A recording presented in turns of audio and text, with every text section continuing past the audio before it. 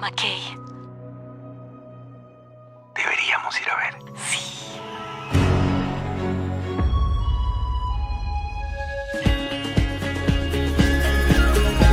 La empresa no se responsabiliza por las opiniones vertidas en este programa.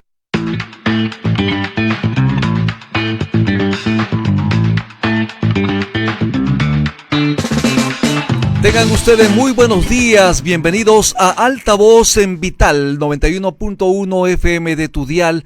También estamos en las plataformas digitales de Tribu Televisión.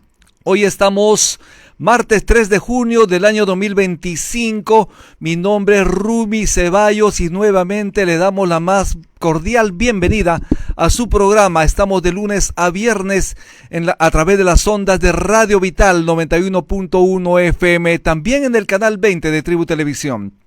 Este es el año de la recuperación, este es el año de la consolidación de la economía peruana. Todos los días los tenemos que decir, no nos vamos a cansar de decir que dependerá del trabajo de todos para lograr este cometido. Sin embargo, hay nubarrones, obviamente, en el plano internacional, nubarrones políticos en el plano interno también que de alguna manera podrían imposibilitar lograr el objetivo de crecer más allá de 3,5% como estima el gobierno. Sin embargo, esto es Altavoz en Vital y tenemos que indicarte que, como lo decimos todos los días, también dependerá de la acción de las autoridades para lograr tranquilidad, para que haya esa paz social que el Perú está necesitando, que también necesitan los inversores para colocar su dinero aquí en diferentes proyectos de inversión y con ello puedan generar empleo en el país. Queremos indicarte que justamente tenemos las últimas noticias. Martina Hernández, madre del delincuente conocido como El Monstruo, fue capturado en un mega operativo esta madrugada a través de información recibida por la Policía Nacional del Perú. De acuerdo con investigación policial, Martina Hernández era la encargada de reunir el dinero de los cobros de las extorsiones para enviarlos al extranjero. Es así que la Policía Nacional del Perú capturó la madrugada del día de hoy a Martina Hernández de la Cruz, madre progenitora de Eric Luis Moreno Hernández, conocido como El Monstruo. Justamente esta detención se realizó en la ciudad de Ica en el marco de un mega operativo para hallarla y también para su captura.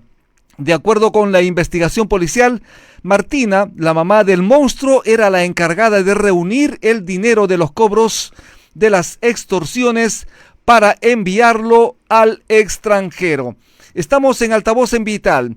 Hay que señalar también que el Poder Judicial autorizó levantar el secreto de las comunicaciones de su dispositivo móvil entregado por Junior Izquierdo, conocido como el Capitán Culebra, en la investigación que se le sigue al ex ministro del Interior Juan José Santibáñez. Es así que el juez supremo Juan Carlos Checkley determinó que esta medida solicitada por el Ministerio Público es necesaria y es proporcional, pues posibilitará ahondar en la búsqueda de pruebas necesarias para la investigación contra el ex ministro del Interior.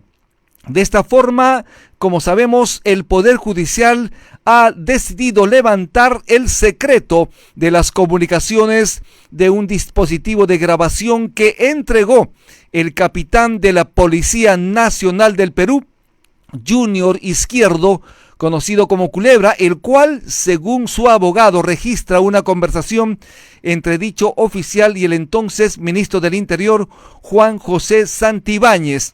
Se debe recordar que el juez supremo Juan Carlos Checkley ha declarado fundado el requerimiento que hizo el área de enriquecimiento ilícito y denuncias constitucionales de la Fiscalía de la Nación el pasado 10 de septiembre del año 2024 para que se autorice el control de comunicaciones en documentos privados en la modalidad de autorización de identificación de originalidad, acceso, lectura, visualización, extracción de información, transcripción e impresión de contenido relevante almacenado en dicho dispositivo de grabación.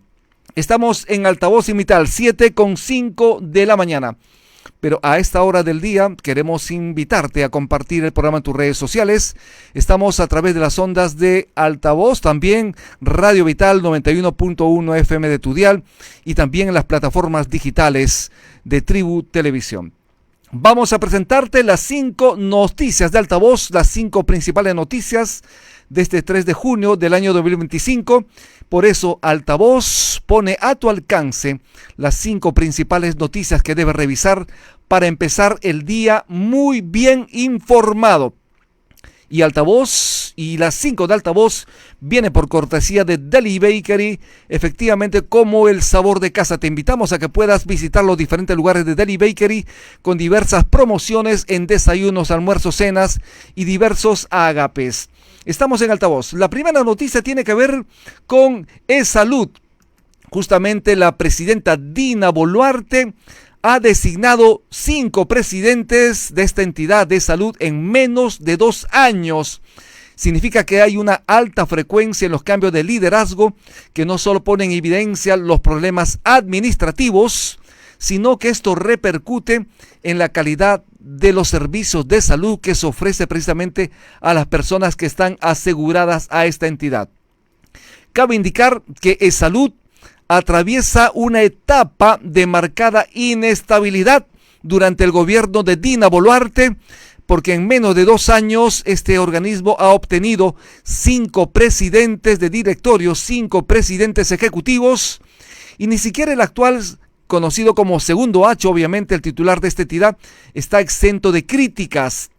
El último cambio en la presidencia de salud ocurrió el pasado 9 de marzo del año 2025, cuando Segundo Cecilio H. Omego asumió el cargo, y recientemente un informe de la Contraloría General de la República alertó que Segundo Cecilio H. Omego no cuenta con los años de experiencia exigidos para el puesto y que una vez nombrado el Colegio Médico del Perú lo inhabilitó. Cabe indicar que Acho fue designado en reemplazo de María Elena Aguilar del Águila, quien ocupó la presidencia desde el 11 de octubre del año 2023 por un plazo de 151 días y salió en medio de la polémica por su presunto vínculo con el cirujano Mario Cavani, quien operó a la presidenta Dina Boluarte en una clínica estética de su propiedad. Previo a ella se encontraba César Linares Aguilar, quien tomó el mando el pasado 23 de julio del año 2023 y permaneció en el puesto por 80 días, aunque su paso fue breve. No lo fue como Rosa Gutiérrez Palomino, su predecesora, que duró solo 11 días. La también ex ministra de Salud fue designada el 12 de julio del año 2023 y renunció al recordarse su mal manejo de la epidemia del dengue. Estamos en Altavoz en Vital. Hay problemas en salud, hay máquinas que no funcionan. Efectivamente, el reclamo de las personas que se atienden allí en salud es continuo, porque las citas médicas se postergan continuamente. Padomi no está funcionando como debería funcionar y es realmente un caos. Esto está ocurriendo actualmente en E-Salud. La segunda de Altavoz tiene que ver con el nuevo aeropuerto Jorge Chávez. Indecopi alertó fallas en la distribución de combustible, aglomeraciones, retrasos, cancelaciones de vuelos. Justamente ayer fue su segundo día en este nuevo terminal aeroportuario que está bonito, digamos así. Sin embargo, fue un escenario de malestar, de indignación por parte de cientos de usuarios, quienes han denunciado no solo la falta de señalización, sino también la pérdida de vuelos, problemas en el funcionamiento de las fajas de equipajes, de vuelos internacionales, nacionales, entre otros. Por eso vamos a conversar en breve también con una autoridad, con un congresista de la República, integrante de la Comisión de Defensa del Consumidor, para saber desde el Congreso cómo se está fiscalizando la puesta en marcha del nuevo aeropuerto internacional. Los afectados usuarios del nuevo terminal aéreo han manifestado su malestar por la ausencia de explicaciones claras por parte de las autoridades y también de las aerolíneas, la carencia de notificaciones previas a través de canales oficiales como el correo electrónico, pero también se ha suscitado que había aglomeración al momento de ingresar al aeropuerto. Las personas han estado pernoctando en el terminal aéreo, muchos han perdido sus vuelos, no han podido reprogramar sus vuelos tanto al interior como al exterior del país. Además, se ha detectado la falta de atención a las aeronaves con combustible, porque como sabemos, el Perú, Lima, es el lugar, la sede justamente de abastecimiento de combustibles para las aeronaves. La tercera de altavoz tiene relación nuevamente con el aeropuerto Jorge Chávez. ¿Por qué? Porque se ha difundido un audio que revela un grave error en el control aéreo en el aeropuerto Jorge Chávez, porque un avión había sido autorizado para aterrizar en una pista cerrada, es decir, estaba autorizado para que pueda de alguna manera decolar, para que pueda aterrizar en la pista antigua del aeropuerto antiguo. Estamos hablando de un avión de Copa Airlines que fue autorizado para aterrizar en una pista clausurada del antiguo aeropuerto internacional Jorge Chávez. Generó así una situación de alto riesgo. Esto no debería ocurrir porque, como sabemos, podía generar cualquier tipo de accidente. Este incidente ocurrió cuando el vuelo 131 de Copa Airlines proveniente de Panamá se aproximaba al aeropuerto limeño y el piloto notificó su intención de aterrizar por la pista 16 izquierda sin saber que estaba clausurada temporalmente. A pesar de ello, la controladora aérea identificada como Jaycee Mendoza Guerra, lo repetimos, Jaycee Mendoza Guerra, confirmó la autorización para esa misma pista. Según el audio difundido por un programa de televisión, en ese momento la pista estaba ocupada por un avión de otra aerolínea, una aerolínea europea, que se desplazaba por ella. Afortunadamente, este error fue detectado a tiempo por la propia controladora, quien emitió una orden urgente para abortar el aterrizaje segundos antes del contacto con el suelo. La siguiente de altavoz, la cuarta, tiene que ver con el ministro de Educación, Morgan Quero. Ha negado el uso de caja chica en almuerzos del Consejo de Ministros. Según un informe difundido a través de un dominical, se han expuesto facturas, boletas, solicitudes que evidencian desembolsos frecuentes que oscilan entre 1.000 y 2.000 soles por sesión del Consejo de Ministros. Sin embargo, Morgan Quero ha rechazado el presunto uso de recursos públicos para financiar los almuerzos durante las sesiones del Consejo de Ministros. Es así que el titular del Ministerio de Educación dijo que los gastos relacionados con estos alimentos son asumidos de manera individual por cada titular de cartera y no provienen de la caja chica de Palacio de Gobierno. La quinta de altavoz tiene que ver con una prueba rápida para detectar el cáncer de colon. Se abre camino en el Perú.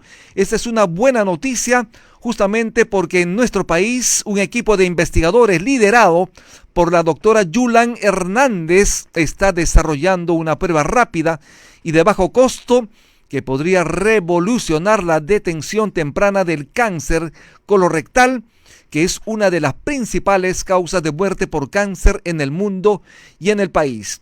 Estamos en altavoz en Vital, 7:14 de la mañana. Haremos una pausa y regresamos. También estamos a través de las ondas del canal 20 de Tribu Televisión y las plataformas digitales. Ya regresamos.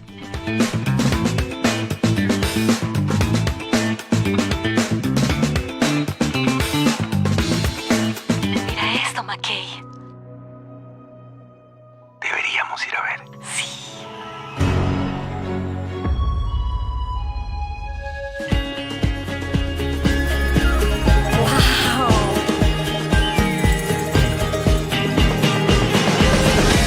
Cada vez que veas algo sobre el Perú, tendrás un wow. ¡Wow, Perú! ¡Wow, Perú! Reserva tu viaje para experimentar Perú ¡Wow! Hay un lugar en el mundo que lo tiene todo. Tesoros conocidos y otros por conocer.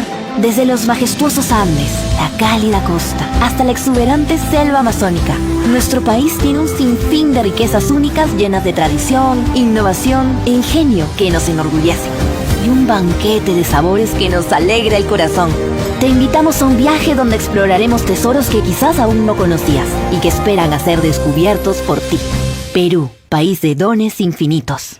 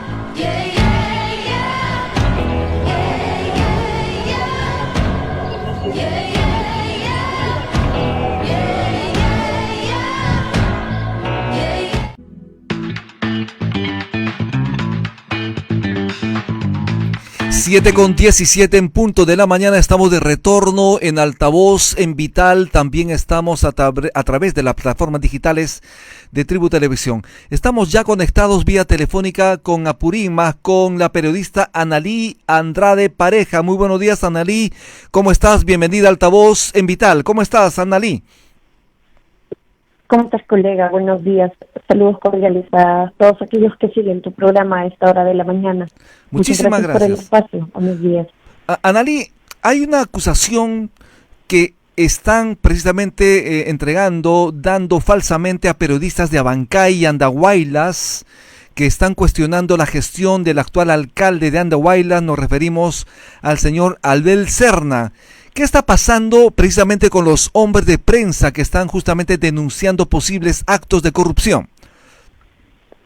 Sí, colega, esto fue una sorpresa para todo el grupo de periodistas de Andahuaylas y Abancay, quienes curiosamente hemos estado sacando notas e informes respecto a la autoridad provincial de Andahuaylas, que es el señor Abel Serna Herrera. Sin embargo, de manera anónima nos han denunciado ante la Fiscalía de Lavado de Activos y el documento ha sido derivado ya a la Fiscalía de Crimen Organizado para que se nos investigue respecto a esta denuncia anónima en el cual se nos acusa falsamente y calumniosamente, yo tengo que decir, negar y rechazar, ¿no?, por esta denuncia donde presuntamente estaríamos integrando pues una organización criminal que se dedicaría, ¿no?, a los delitos que ya he mencionado, que es lavado de activos y también al delito de extorsión. Se ha hecho esta denuncia de manera anónima. Sí, Analí, pero efectivamente ustedes, los periodistas, obviamente los periodistas tenemos que ser incisivos, tenemos que investigar y presuntamente hay actos de corrupción justamente en la gestión del alcalde de Andahuaylas, pero en todo caso están buscando silenciarlos, buscando amedrentarlos. ¿Crees tú esa es la finalidad de estas denuncias? Sí, esa es nuestra sospecha y es evidente porque se nos ha juntado a periodistas pese a que no pertenecen a un medio, porque el principal denunciado es el dueño, propietario de la radio donde yo laboro, que es Radio Titanca. Sin embargo, los colegas de Abancay, ellos no tienen vínculo con la radio, sin embargo, ellos nos ayudaron a rebotar la nota. Respecto a estos dos informes que señalo, es una denuncia fuerte, grave, que hasta el momento se le está investigando al alcalde, y es respecto a una denuncia por abuso sexual. Ajá. Él tiene, que se le está investigando hasta el momento por una ex trabajadora que lo hizo de manera pública y también de manera legal. Y asimismo, hace poco, en este mes, a inicios de este mes, se sacó una denuncia de agresión que ocurrió en su vivienda familiar, donde también está involucrado y ha sido denunciado. Esos dos fueron los últimos, porque anteriormente pues se ha estado sacando respecto a los malos manejos del presupuesto en dicha municipalidad y al tema de las obras, cómo se está ejecutando, no se está ejecutando de una buena forma, y también tiene muchos procesos por otros delitos cuando fue ex autoridad del distrito de Talavera. Entonces, nosotros presumimos, sospechamos que detrás de esta denuncia, con la única intención de callarnos, intimidarnos, silenciarnos, estaría pues esta autoridad, porque se supone que es un caso confidencial que la Fiscalía lo tiene que investigar, ¿no? Nosotros no estamos en contra de la investigación, es más, nosotros ya nos hemos pronunciado a través de nuestros diferentes medios de comunicación y estamos dispuestos a allanarnos, colega, que nos allanen, que nos busquen, que investiguen como tiene que ser, porque no le tenemos miedo a algo pues que no hemos cometido. Efectivamente. Estamos dispuestos a colaborar con el Ministerio Público. Sin embargo, rechazamos pues que la intención sea, ¿no?, de tenernos ocupados, de asustarnos, silenciarnos, para ya no seguir y continuar con nuestro trabajo de investigar, de informar, como lo hemos estado haciendo en los últimos años. Efectivamente. Colega, le cuento que los periodistas que están denunciados son los colegas de Abancay, Paul Pilco Dorgaray, un periodista con muchos años de trayectoria en la región, el periodista Carlos Peña Costillo, también de Abancay, de la Gaceta del Aire, y de igual forma al periodista en Andahuaylas, Edwin Ramírez, de un medio local, Portada.p. Asimismo está el dueño, el propietario de Radio Titanca, que es el señor Guy Velázquez Arias, y asimismo mi persona y un comentarista más de Radio Titanca, ¿no?, que también ha sido pues denunciado, Rolando Alcarraz. Entonces somos 6 personas, y en la cual también le han colocado el nombre también de un dirigente, el expresidente del Frente de Defensa de los Intereses de la provincia de Andahuaylas, que él no cumple ninguna labor, función en ningún medio de comunicación. Sin embargo, también lo han colocado en esta supuesta, ¿no?, organización criminal, pues en la cual estaríamos nosotros inmersos. Entonces, esa es nuestra sospecha, colega. Es curioso que justo los únicos que hemos sacado estas notas, porque el resto de periodistas lamentablemente han sido silenciados a cambio pues de los pagos que se hace de dicha entidad, ¿no? Entonces, por esa razón es curioso que justo quienes hemos sacado estas notas estemos enfrentando pues estas denuncias que ya mediáticamente lo han sacado justo estos medios que son pagados por la municipalidad. Ellos ya lo han sacado esta nota desde muy temprano, ella que señalaba que era una denuncia que tenía que ser confidencial, tenía que investigarse. Sin embargo, ellos ya lo tenían, los documentos, ni siquiera nosotros nos habían notificado, y nosotros ya nos habíamos enterado por esos medios asalariados no allegados a la municipalidad, y todos los trabajadores de la municipalidad provincial de Andahuaylas también lo han rebotado, han comentado e intentando masificar. Entonces, todas estas cosas nos hace sospechar que detrás estaría pues esta autoridad. Efectivamente, como sabes y nos has dicho ya, esta denuncia contra ustedes, los periodistas, los hombres de prensa, es una denuncia anónima. Sin embargo, los están comprometiendo como participar en una organización criminal y de lavado de activos. Esto es jalado de los pelos. Y como tú señalas, efectivamente, las investigaciones que ustedes han realizado es obviamente por la acción del alcalde de Andahuaylas, Abel Serna, por presuntamente haber cometido delitos de acto sexual. ¿Esto es así?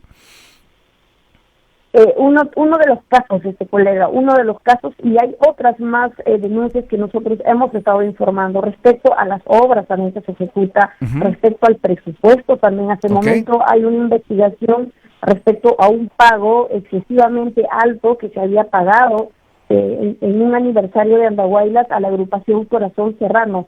Ese fue un primer informe que justo las personas que hemos sido denunciadas hemos sido los quienes hemos difundido.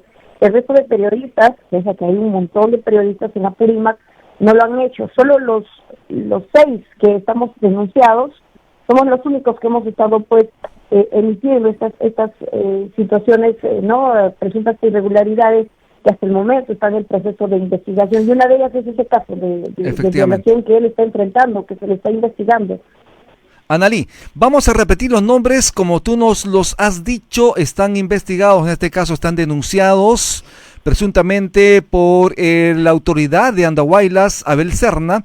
Estamos hablando del gerente de Radio Titanca, Guy Velázquez Arias, pero también está comprendida su esposa María Olarte Lima, pero también los periodistas como tú, Analí Andrade Pareja de Fuerza Informativa Apurímac, Paul Pilco Dorregaray de Radio Titanca, Carlos Peña Costillo de la Gaceta del Aire, Edwin Ramírez de la Portada.pe, Rolando Alcarraz Naveros, comentarista de Radio Titanca, y el ex dirigente Milciades Rivias Viguria. Estas personas fueron denunciados por el presunto delito de lavado de activos y además de integrar una red de testaferro. Pero esto es totalmente falso, porque como sabes perfectamente, los hombres de prensa, los periodistas, tenemos que buscar información. Tenemos que denunciar obviamente las atrocidades que cometen las autoridades. Ustedes se van a mantener firmes frente al micrófono, frente a sus plumas, ejerciendo nuestra labor comunicativa. Analí.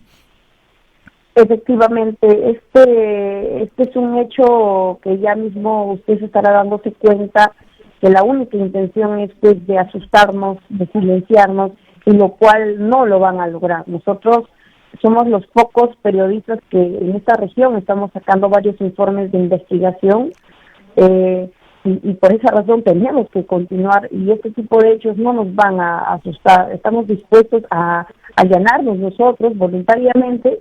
No vamos a entorpecer la investigación, no ocultamos nada, y eso lo hemos hecho saber cada uno de los periodistas a través de sus diferentes medios de comunicación. Importante. Nos vamos a presentar, vamos a estar dispuestos a que se nos investigue, porque la acusación que se nos está haciendo es totalmente falso, y vamos a continuar también con nuestra labor de informar, de investigar, como lo venimos haciendo hace muchísimo tiempo, como tiene aquí que en ser. nuestra región. Analí, ¿y ustedes se han comunicado con los colegas en la Federación de Periodistas del Perú, en el Colegio de Periodistas del Perú? ¿Qué les han dicho los gremios que representan a los periodistas en Andahuaylas, en Apurímac?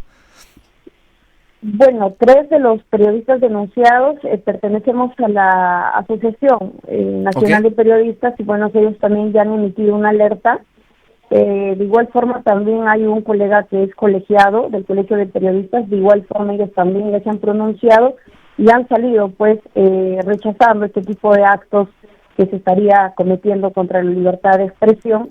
Desde la asociación se sabe que van a apoyar legalmente a los que son integrantes de esta asociación, ¿no? Para enfrentarse a este proceso que se nos viene, ¿no? Importante. Ya han sacado las alertas, también han estado coordinando con el Instituto de Prensa y Sociedad, quienes también han señalado que también en el tema legal nos van a estar apoyando, y de igual forma cada uno, pues cada medio está ya buscando la asesoría correspondiente para defenderse por esta acusación calumniosa y falsamente que se nos está haciendo. Y de igual forma el Colegio de Periodistas ahí en Apurímac, de igual forma, ¿no? Ya ha hecho llegar también el respaldo frente a este hecho pues que se está cometiendo contra los periodistas que ya he mencionado, dentro de los cuales me encuentro. Un abuso realmente contra los hombres de prensa de Abancay y de Andahuaylas. Gracias, Analí Andrade. Vamos a estar atentos a desenlace. Obviamente se tiene que caer esta acusación falsa contra ustedes, porque los periodistas hacemos justamente este trabajo de informar, de investigar a las autoridades. Gracias, Analí Andrade, por estar en Altavoz en Vital. Mi colega Rumi, yo le agradezco por el espacio para que toda su audiencia también conozca lo que está pasando en esta parte del país. Agradecidos por este tiempo y bueno, estaremos atentos. Perfecto. Y muchísimas gracias también por el apoyo de los diferentes colegas, así como su persona, su medio de comunicación. nos ha dado, ¿no? Nos está dando este espacio para poder contar a la Perfecto. población lo que está pasando en nuestra región. Muchísimas gracias. Buenos días. Bien, buenos días, Analía Andrade Pareja, muchísimas gracias. Haremos una pausa en Altavoz en Vital y en Tribu también. Estamos a través de las plataformas digitales. Ya regresamos.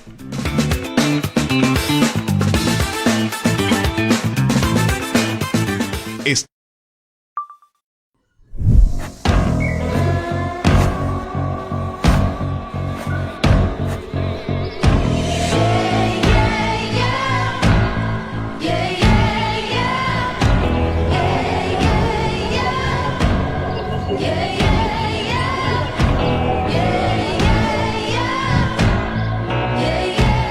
Wow. Mira esto, McKay.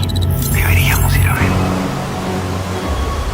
Wow. Cada vez que veas algo sobre el Perú, tendrás un wow. Wow, Perú.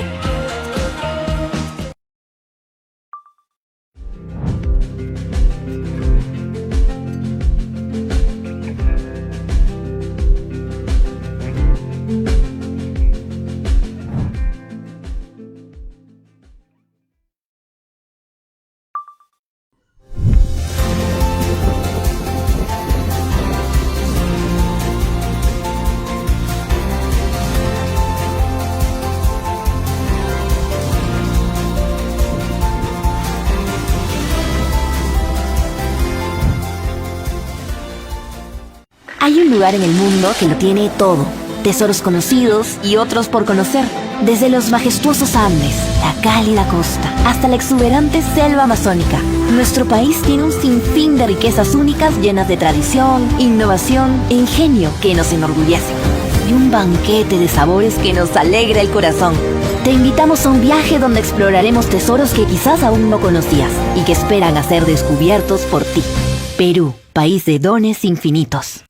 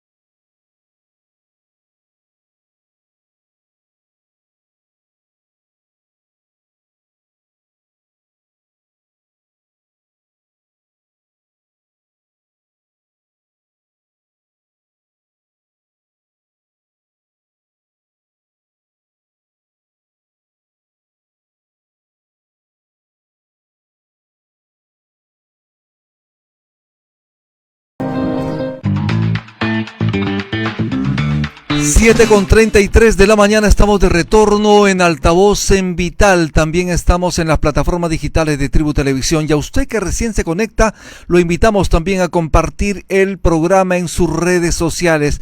Lo hemos dicho temprano, hay problemas en el nuevo Aeropuerto Internacional Jorge Chávez.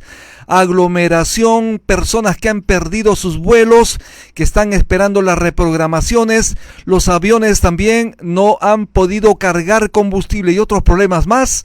Para hablar de ello tenemos ya conectados al doctor Wilson Soto Palacios, él es congresista de la República por Acción Popular, integrante de la Comisión de Defensa del Consumidor del Legislativo. Muy buenos días, doctor Wilson Soto, bienvenido a Altavoz en Vital. Muy buenos días, Rumi. Muchas gracias por la invitación. Saludos a todos los radioyentes de este importante medio de comunicación. Efectivamente, como sabemos perfectamente, desde el 1 de junio ya oficialmente está en funcionamiento el Aeropuerto Internacional Jorge Chávez, y aunque todo parece bonito, sin embargo, la situación no es así. Hay complicaciones que se están revelando por las diferentes denuncias en medios de comunicación de los pasajeros que justamente están acudiendo al terminal nuevo para sus vuelos. ¿Cómo está viendo usted como legislador esta situación, doctor? A ver, para comenzar, el problema fue el ingreso, ¿no? Porque estaban cobrando los mismos taxistas más de 100 soles. Sumados a ello, ayer hubo vuelos como 25 vuelos cancelados, más de 2.500 personas, usuarios afectados, y bueno, ¿no? Creo que ha sido un caos, y bueno, tienen que solucionarlo, en este caso la empresa concesionaria, porque finalmente los usuarios cuando van en vuelos a otros países, por ejemplo, he visto ahí, por ejemplo, había ancianos que no había ni sillas de rueda, el tema del acceso, pues había un montón de problemas, ¿no? Porque finalmente los usuarios que viajan por vuelo, viajan por trabajo, por salud, por estudio, entonces lejos de llegar en menor tiempo, bueno, creo que han pasado un viacrucis, ¿no? Efectivamente, sabemos que hay personas que incluso han pernoctado esperando la reprogramación de sus vuelos. Como usted lo ha señalado, hay vuelos cancelados, pero esto ya se preveía, esto ya se sabía que podía venir, porque obviamente la marcha blanca de 15 días no era suficiente, doctor. Claro, pero era que prevengan, nosotros siempre creo que saludamos la modernidad, la infraestructura, pero también aquí, ¿quién es el usuario? Son los consumidores que pasan día a día por el nuevo aeropuerto, entonces de verdad que no han previsto estos temas. Por ejemplo, el tema de gran problema, el tema de combustible, ¿no? Eso es algo inaudito, ¿no? ¿Cómo puede la empresa concesionaria no puede prever? Entonces, resultados a ello, mira cuántos vuelos han sido cancelados. Entonces, ¿cómo no van a prever ese tema? El tema de combustible es algo importante, ¿no? Para los aviones. Efectivamente, justamente hay un desabastecimiento, en este caso de combustibles a las aeronaves. En todo caso, ha señalado la empresa concesionaria que efectivamente sí hay combustible, sin embargo, habría responsabilidad del LAP precisamente de estas operaciones aeroportuarias, doctor. Por supuesto, claro, porque ellos son los que están a cargo de la administración de la concesión, pero finalmente, a ver, mira, a falta de combustible, ¿cuántos vuelos se han cancelado, ¿no? Entonces, ¿cuántos usuarios han sido afectados? Muchos de ellos perdieron su vuelo, y a veces cuando un viajero viaja, pues tiene programado, ¿no? Entonces, ¿a cuántos les ha afectado? Pues eso es algo preocupante, y sobre todo también tenemos turistas internacionales y han perdido muchos de ellos vuelos, ¿no? Entonces, esa es la imagen del país que dejamos. Efectivamente, justamente LAP, a través de su gerente de comunicaciones, Rocía Espinosa, pidió disculpas a los pasajeros. Han señalado que lo que ha pasado no es un desabastecimiento de combustible, sino que en verdad es una falta de distribución, una correcta distribución, es lo que falta, ¿no? Precisamente, pero a propósito de ello, ¿qué están haciendo las autoridades? Porque esto ya debió haberse previsto durante la Marcha Blanca. Yo insisto en el tema, doctor. Por supuesto, todo eso debió haber estado previsto, porque justo pasa estos días y, a ver, están en esta situación, ¿no? Entonces es algo preocupante. Bueno, hoy día tenemos también la sesión de la Comisión de Defensa del Consumidor. Quizás yo en el tema en el orden de pedidos, vamos a pedirlo al presidente de la Comisión que convoque en todo caso qué pasó para que den explicaciones dentro de la Comisión de Defensa del Consumidor. Porque aquí nosotros siempre tenemos que, como dice el nombre de la Comisión de Defensa del Consumidor, tenemos que proteger al usuario, ¿no? Entonces, han sido bastante, en este caso, perjudicados ante estos problemas que con mayor tiempo debieron haber previsto, ¿no? Efectivamente, esta reunión se realiza el día de hoy. ¿A qué hora? ¿En qué sala en el Congreso de la República? Siempre todos los martes tenemos la sesión de la Comisión de Defensa del Consumidor. Yo soy mismo titular, representación de la Bancada de Acción Popular a las 2 de la tarde. 2 de la tarde. Soy Víctor Raúl ahí de la Torre. ¿Y quiénes están invitados para acudir, obviamente, para que puedan testificar, indicar qué es lo que está pasando en este nuevo terminal? Entiendo, solamente por el momento está invitada la señora Verónica Zambrano, que es la presidenta de Ocitran, y justamente ayer estaba viendo el Ministerio de Transportes y Comunicaciones también le echa la pelota, ¿no?, a Ocitran, ¿no? Entonces, lejos de contribuir el Ministerio de Transportes y Comunicaciones, como podrían trabajar en conjunto, ¿no? Entonces, bueno, el tema de reunión de la señora Zambrano, que va a estar presente, vamos a tocar el tema de TUA de transferencia. Efectivamente. ¿Puede usted explicar este tema del TUA de transferencia? Porque cuando lo hemos tenido aquí también en altavoz, usted ha cuestionado el papel de Ocitran como regulador respecto a este tema, porque hay una adenda suscrita por el gobierno peruano, que no estaba en el contrato original y que desde ahora, me parece que dentro de próximos 3 meses se tiene que cobrar 2 nuevas tasas para los vuelos internacionales y para los vuelos nacionales. Explica a las audiencias de qué se trata. A ver, por supuesto, ayer también hemos estado en la sesión a pedido mío y le agradezco a la congresista Marlene Portero, quien es la presidenta de la Comisión de Transportes y Comunicaciones, en el cual ella ha convocado a todos los involucrados. En este caso estaba Ocitran, estaba los representantes de la concesionaria de LAP, han estado la Contraloría, ha estado la Defensoría del Pueblo, ha estado los representantes de las aerolíneas, tanto de AITAI y IATA, en el cual yo rescato, igual en este caso también la Defensoría del Pueblo está al lado del usuario, porque ellos han manifestado que están en contra de ese cobro de la TUA, y de la misma forma también las empresas, las representantes de las aerolíneas, que ellos no están de acuerdo con este cobro. Entonces yo creo que gran parte hay un apoyo, y sobre todo también yo como congresista de la República por Acción Popular vamos a estar atrás. Yo se lo he dicho ayer igual, todo lo que yo tenía que decir, mi posición. Efectivamente, en el contrato original, en el contrato original, en numeral 24.7 dice solamente podían cambiar o modificar por 2 aspectos el contrato, uno por cambios tecnológicos y otro por un tema de endeudamiento. Y después de ello hicieron el adenda 6, pero en la adenda 6 también el objeto de la adenda 6 dice era para entrega de terrenos y por cambios técnicos y operativos. En ningún momento nos habla de TUA de transferencia. Entonces aquí nos quieren imponer impuestos camuflados que finalmente el usuario tiene que pagar. Eso de ninguna forma nosotros vamos a permitirlo. Así que vamos a estar atrás. Y es más, nosotros estamos, Rumi, estamos tomando este tema es netamente ya el partido. Hoy día también tenemos reunión por el ronda de diálogo con el primer ministro y creo que con la presidenta de la República en Palacio de Gobierno. Vamos a tocar nosotros y vamos a exigir, igual también el presidente del Partido de Acción Popular está de acuerdo, que vamos a exigir nosotros que tienen que eliminar el cobro de la TUA de transferencia. Así que nosotros desde la Acción Popular siempre vamos a defender a los usuarios finales. De otro lado, doctor, esto es importantísimo. Como sabe, la salud en el Perú siempre está en peligro. Lamentablemente hay una inacción por parte del gobierno, de las autoridades, del propio ministro, y además hay una entidad que se llama E-Salud que lamentablemente no está haciendo su labor como debiera. Le cuento lo siguiente: ayer durante el programa mi compañero Aarón Salomón fue notificado del sensible fallecimiento de su abuelita, doña Dora María Barrios, viuda de Salomón, a quien obviamente enviamos nuestras más sentidas condolencias a su familia. Es madre de nuestro colega Eddie Salomón y abuela también de nuestro compañero de conducción Aarón Salomón. Pero ¿qué pasó? Le cuento lo siguiente, esto es un ejemplo también. 45 minutos esperaron la ambulancia y nunca llegó.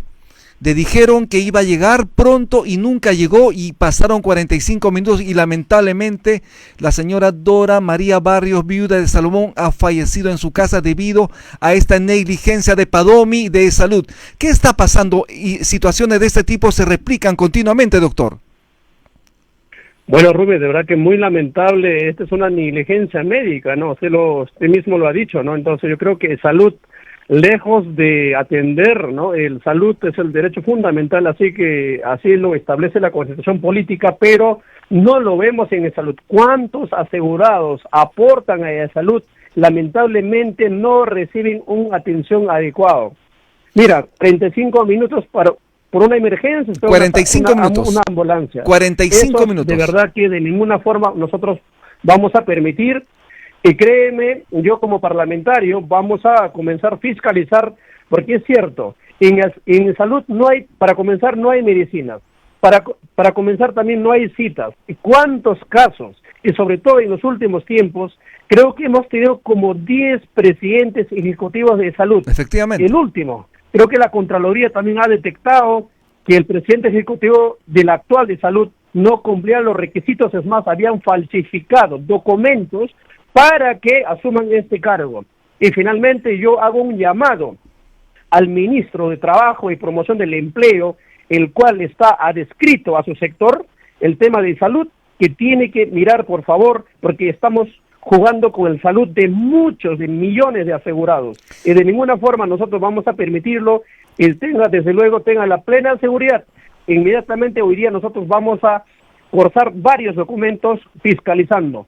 Así que yo creo que no podemos dejarlo en salud, en este caso, que tantos asegurados que han confiado en el salud, pero finalmente no reciben una atención adecuada. Eso es prácticamente gravísimo, y se lo voy a decir también hoy día a la señora Presidenta de la República en el momento que me va a tocar hablar en el Palacio de Gobierno en esta ronda de diálogos, y le voy a hacer saber al Primer Ministro sobre este grave crisis que está pasando en salud. De verdad que en los últimos tiempos han cambiado varias presidentes del directorio, pero ¿en qué ha cambiado? ¿En qué ha mejorado? No vemos esa atención adecuada para todos los asegurados, estimado Rumi. Efectivamente. Bueno, vamos a estar atentos a este trabajo de usted y de la comisión respectiva en el Congreso, porque esta situación, tanto en el aeropuerto internacional como también la atención a los asegurados en salud, tiene que ser lo más óptima, y obviamente tenemos que estar fiscalizando esta labor. Muchísimas gracias, doctor, por estar en Altavoz en Vital. Muchísimas gracias, muy buenos días. Estuvimos con el doctor Wilson Soto Palacios, congresista por Acción Popular, integrante de la Comisión de Defensa del Consumidor del Congreso. Haremos una pausa y regresamos en Altavoz en Vital.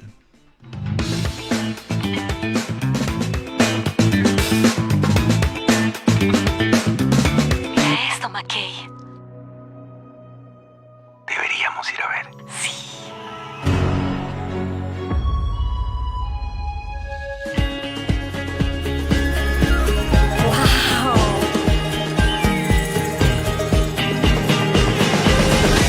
Cada vez que veas algo sobre el Perú, tendrás un wow. ¡Wow, Perú! Wow, Perú. Reserva tu viaje para experimentar Perú Wow.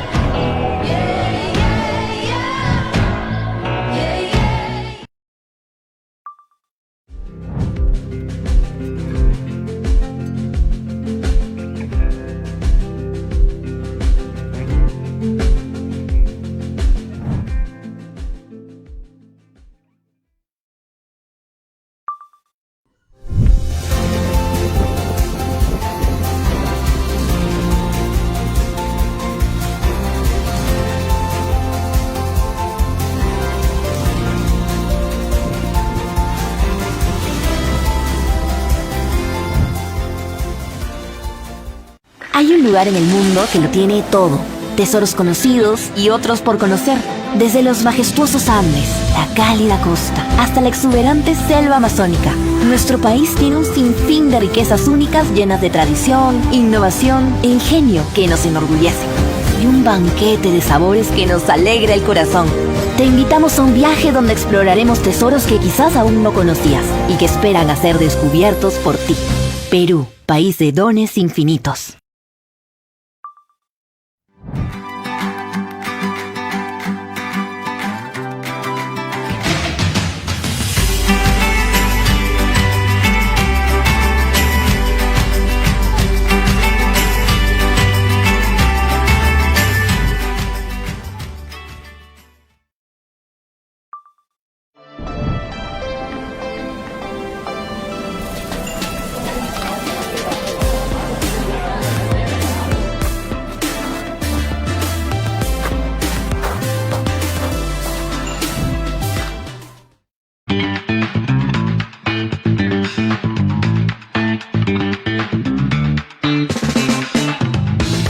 Siete y 49 de la mañana, estamos de retorno en Altavoz en Vital, también en las plataformas digitales de Tribu Televisión. Nos acompaña el economista Armando Mendoza, quien también es investigador en temas económicos. Muy buenos días, doctor Armando Mendoza. Bienvenido a Altavoz en Vital. Buenos días, Lumin. Como siempre, un gusto estar aquí. Hemos escuchado recientemente al congresista Wilson Soto también indignado por lo que está ocurriendo con eSalud. Muchas personas han pasado a través de la Dirección de Salud, sin embargo, la situación cada vez es peor. ¿Cuál es su primera visión respecto a este tema? A ver, varias de las cosas que ha señalado el congresista, ¿no? Ciertamente reflejan no solamente la crisis, digamos, a nivel de una institución en particular, como es el caso de salud, sino la crisis en general del Estado peruano, ¿no? Que en los últimos tiempos ha perdido institucionalidad de una manera profunda y acelerada. Es decir, cuando viene el dato que se presenta el congresista de que han habido aproximadamente 10 cambios en los últimos años de él, ¿no? Del director ejecutivo de salud, ¿no? Ciertamente, bajo esas condiciones, ¿qué política adecuada de atención a la población puede darse, ¿no? Además, si lo vemos dentro de un contexto más amplio en donde ¿cuántos ministros de salud hemos tenido? ¿Cuántos ministros de Economía y Finanzas? ¿Cuántos ministros del Interior? Entonces, hay un descrédito y un descuido de la función pública en los niveles más altos, ¿no? Terrible. Y además, en el caso, por ejemplo, de salud, tiene que ver con la vida de las personas. No puede ser que una familia haya estado esperando que Padomi se pronuncie y envíe una ambulancia. Dios santo, es una persona que ha fallecido por negligencia de Padomi, por negligencia de salud, no haber enviado a tiempo una ambulancia. Desde el comienzo les hubiesen dicho, no tenemos ambulancia, y la persona se proveía, buscaba bomberos, buscaba un taxi, lo que sea. Sin embargo, se confiaron 45 minutos de espera y nunca llegó la ambulancia. Estamos hablando del caso de la señora Dora María Barrios, viuda de Salomón, abuelita de nuestro compañero Aarón Salomón, que justamente ayer en el programa recibió esta infausta noticia. Lo que tú señales es efectivamente terriblemente preocupante e indignante, ¿no? Y refleja, lo más grave de todo es que no es un caso aislado. No es un caso Esto pasa aislado. todos los días. Hoy día llega obviamente esta noticia que los impacta a ustedes ciertamente, pero ¿cuántos de estos casos suceden, no, a lo largo y ancho del país y nunca llegan, digamos, a filtrarse a las noticias? Todo esto nuevamente refleja una falta de profesionalismo, una falta de interés con la misión que debería ser de salud, que es protegernos a nosotros, ¿no? Pero que hay múltiples factores que lo afectan, pero un factor clave es la idoneidad de aquellos que están a la cabeza de la institución, porque lo cierto es que lamentablemente, no solamente en salud, sino en muchas instituciones públicas, ¿no? Los nombramientos de quienes deberían de dirigir esas instituciones son todo básicamente de negociaciones políticas. No se escoge a la gente más preparada, no se escoge a la gente que tiene realmente vocación de servicio, sino aquel que está mejor conectado en ese momento con el gobierno de turno. 10 cambios de timonel en eSalud, obviamente eso evidencia que algo está pasando, que algo funciona mal en el país. Definitivamente no hay continuidad en las políticas públicas respecto a salud, pero no solo es eSalud, también obviamente son los hospitales del Ministerio de Salud, del MINSA. No hay tomógrafos, se complican, digamos, los equipos de rayos X, no hay medicinas, no llegan a tiempo, no se compra de manera adecuada. Pero ¿cómo hacer para realmente revertir esta situación que está hartando a los peruanos?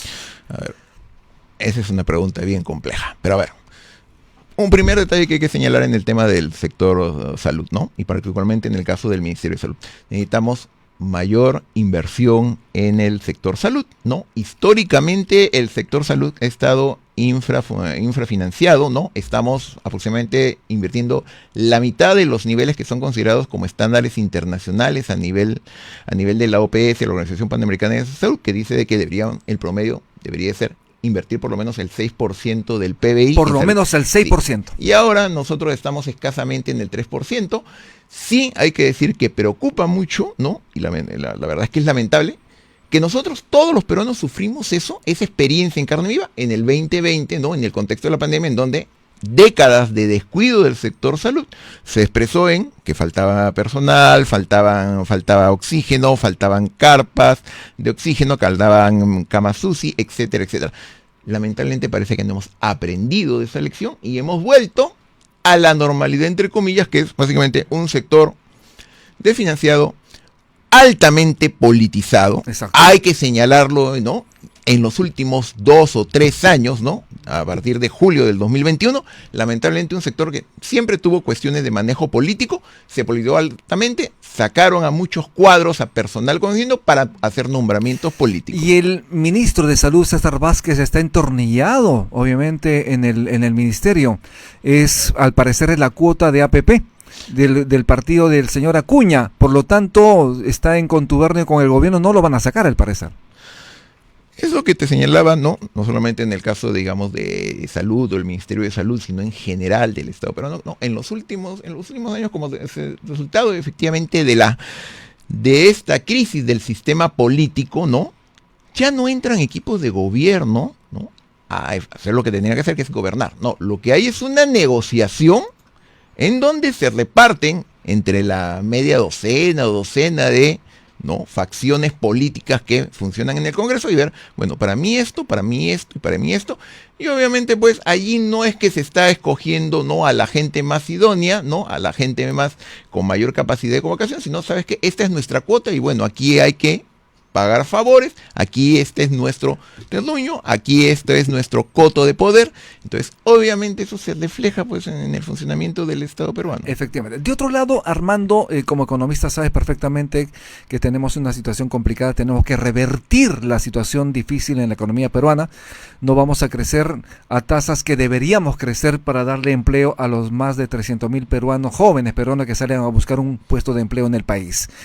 ¿El manejo de la economía peruana a través del nuevo ministro crees tú que es la más óptima? A ver, el ministro Pérez Reyes. Sí, finalmente, ¿te acuerdas de que la última vez que yo tuve la oportunidad de ser invitado a tu programa, discutíamos sobre la visión bien optimista del anterior ministro que hablaba de un 4%? Exacto. Bueno, y decíamos, bueno, pues pero de aquí a final de año habrá que ver si ese ministro continúa y si alguien se acuerda de su promesa. Bueno, dicho y hecho, efectivamente ahora tenemos un nuevo ministro. Se han sincerado hasta cierto punto las expectativas. Ahora se está hablando de que podríamos estar en alrededor del 3.5. Se está utilizando como base para ello los buenos resultados que hubo ante el primer trimestre en términos de crecimiento, en donde, ¿no?, el primer trimestre de este año comparado con el trimestre anterior del otro año anterior, crecimos 3.9%. Pero ahí hay que entender cuáles han sido los factores que han estado detrás de ello. Un factor ha sido, ¿no?, el muy buen desempeño del sector pesquero, que creció a tasas superiores a los 2 dígitos, al 20%, 30%, pero que es un factor estacional. Nadie garantiza que eso va a continuar. También un factor importante que influyó fue de que hubo una suerte de mini-boom de la inversión pública a comienzos de año, pero que tampoco queda claro si se va a sostener durante el resto del año.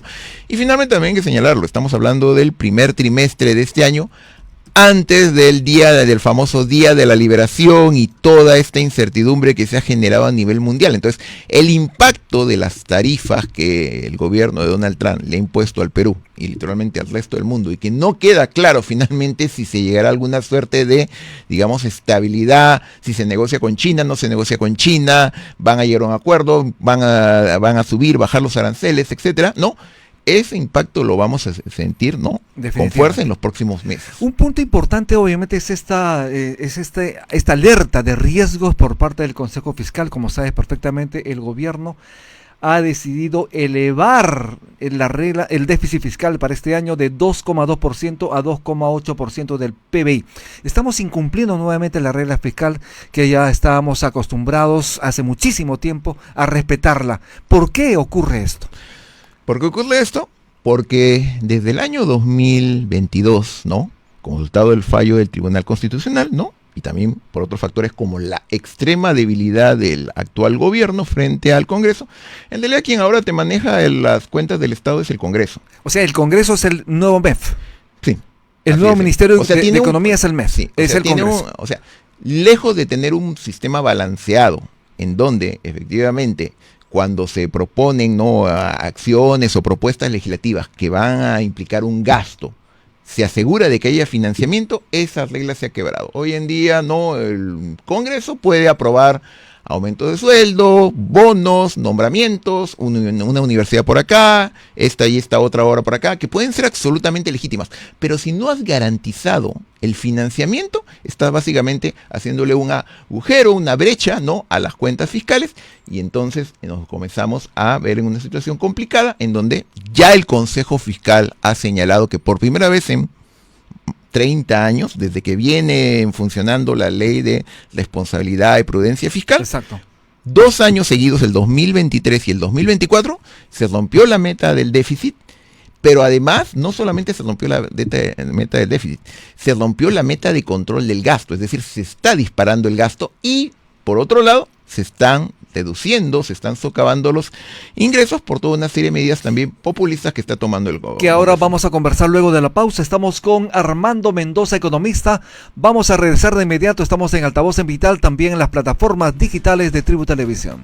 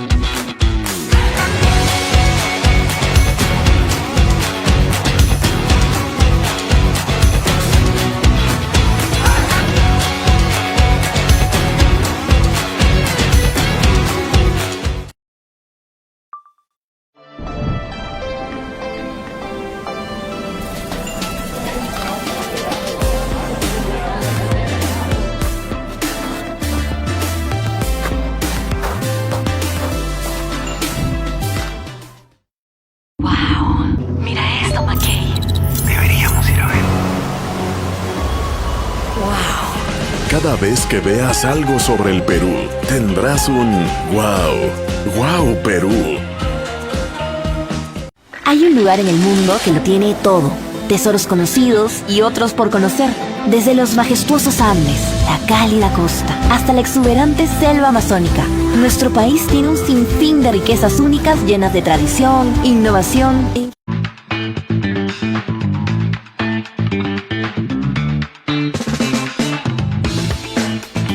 8:02 de la mañana, estamos de retorno en Altavoz en Vital, también estamos en las plataformas digitales de Tribu Televisión.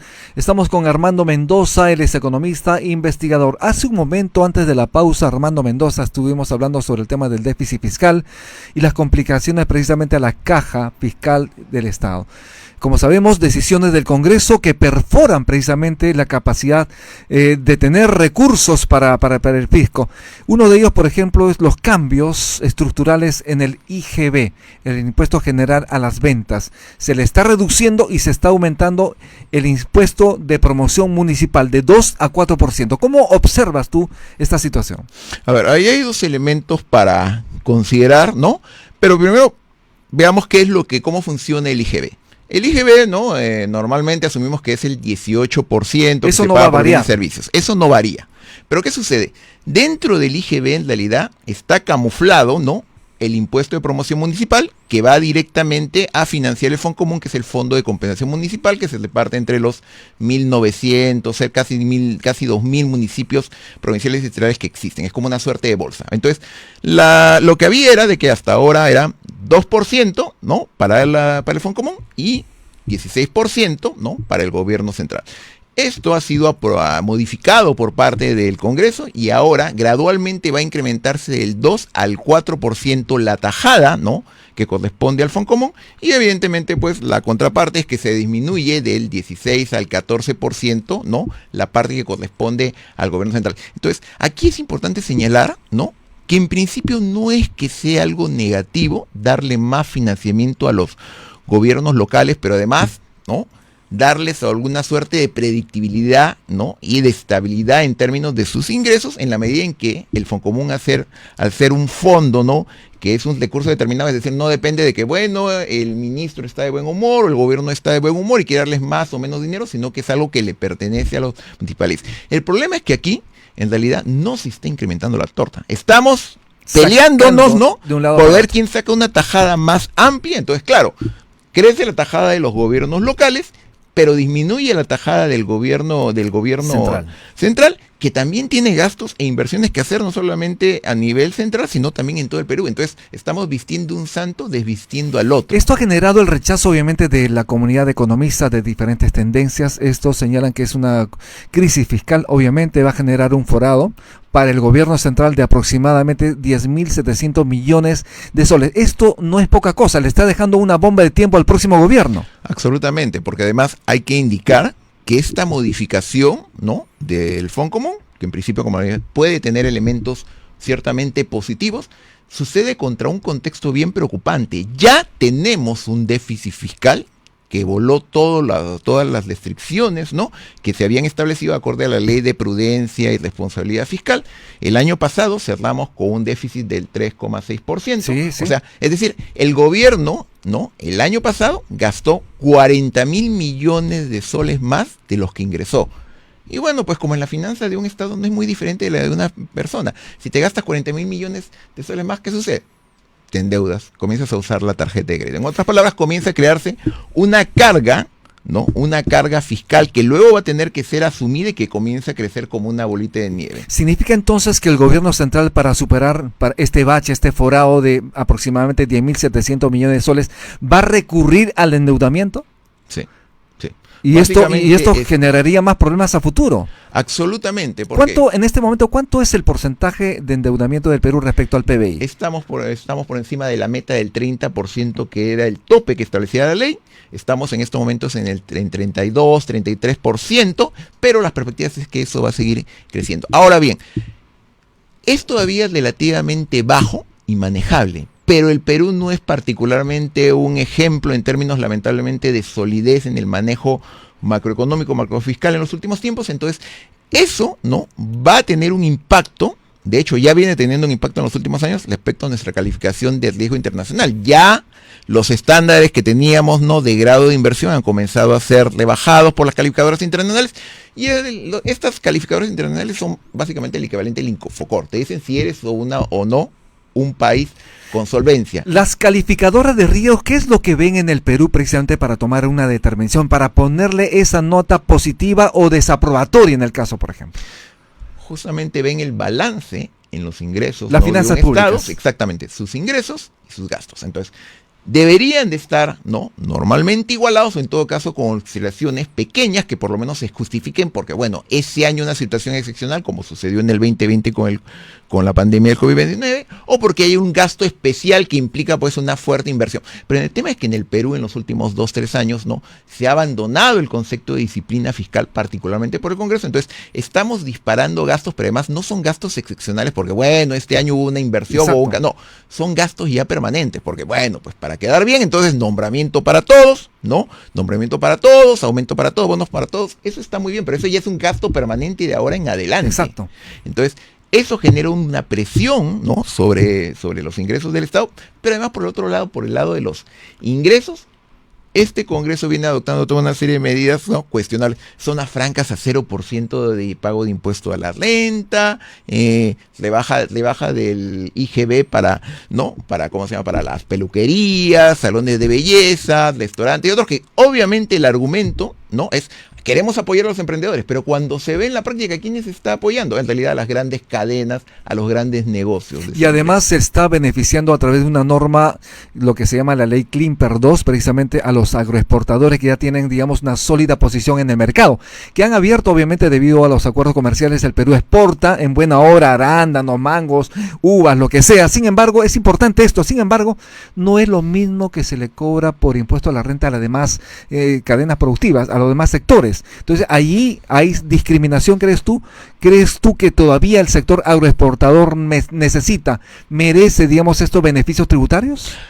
Es un buen tema que tú planteas porque justamente, ¿no?, va al meollo del asunto de que en el Perú no tenemos una política fiscal o una política tributaria que efectivamente tenga un rumbo o un norte claro y básicamente termina siendo un objeto de negociación.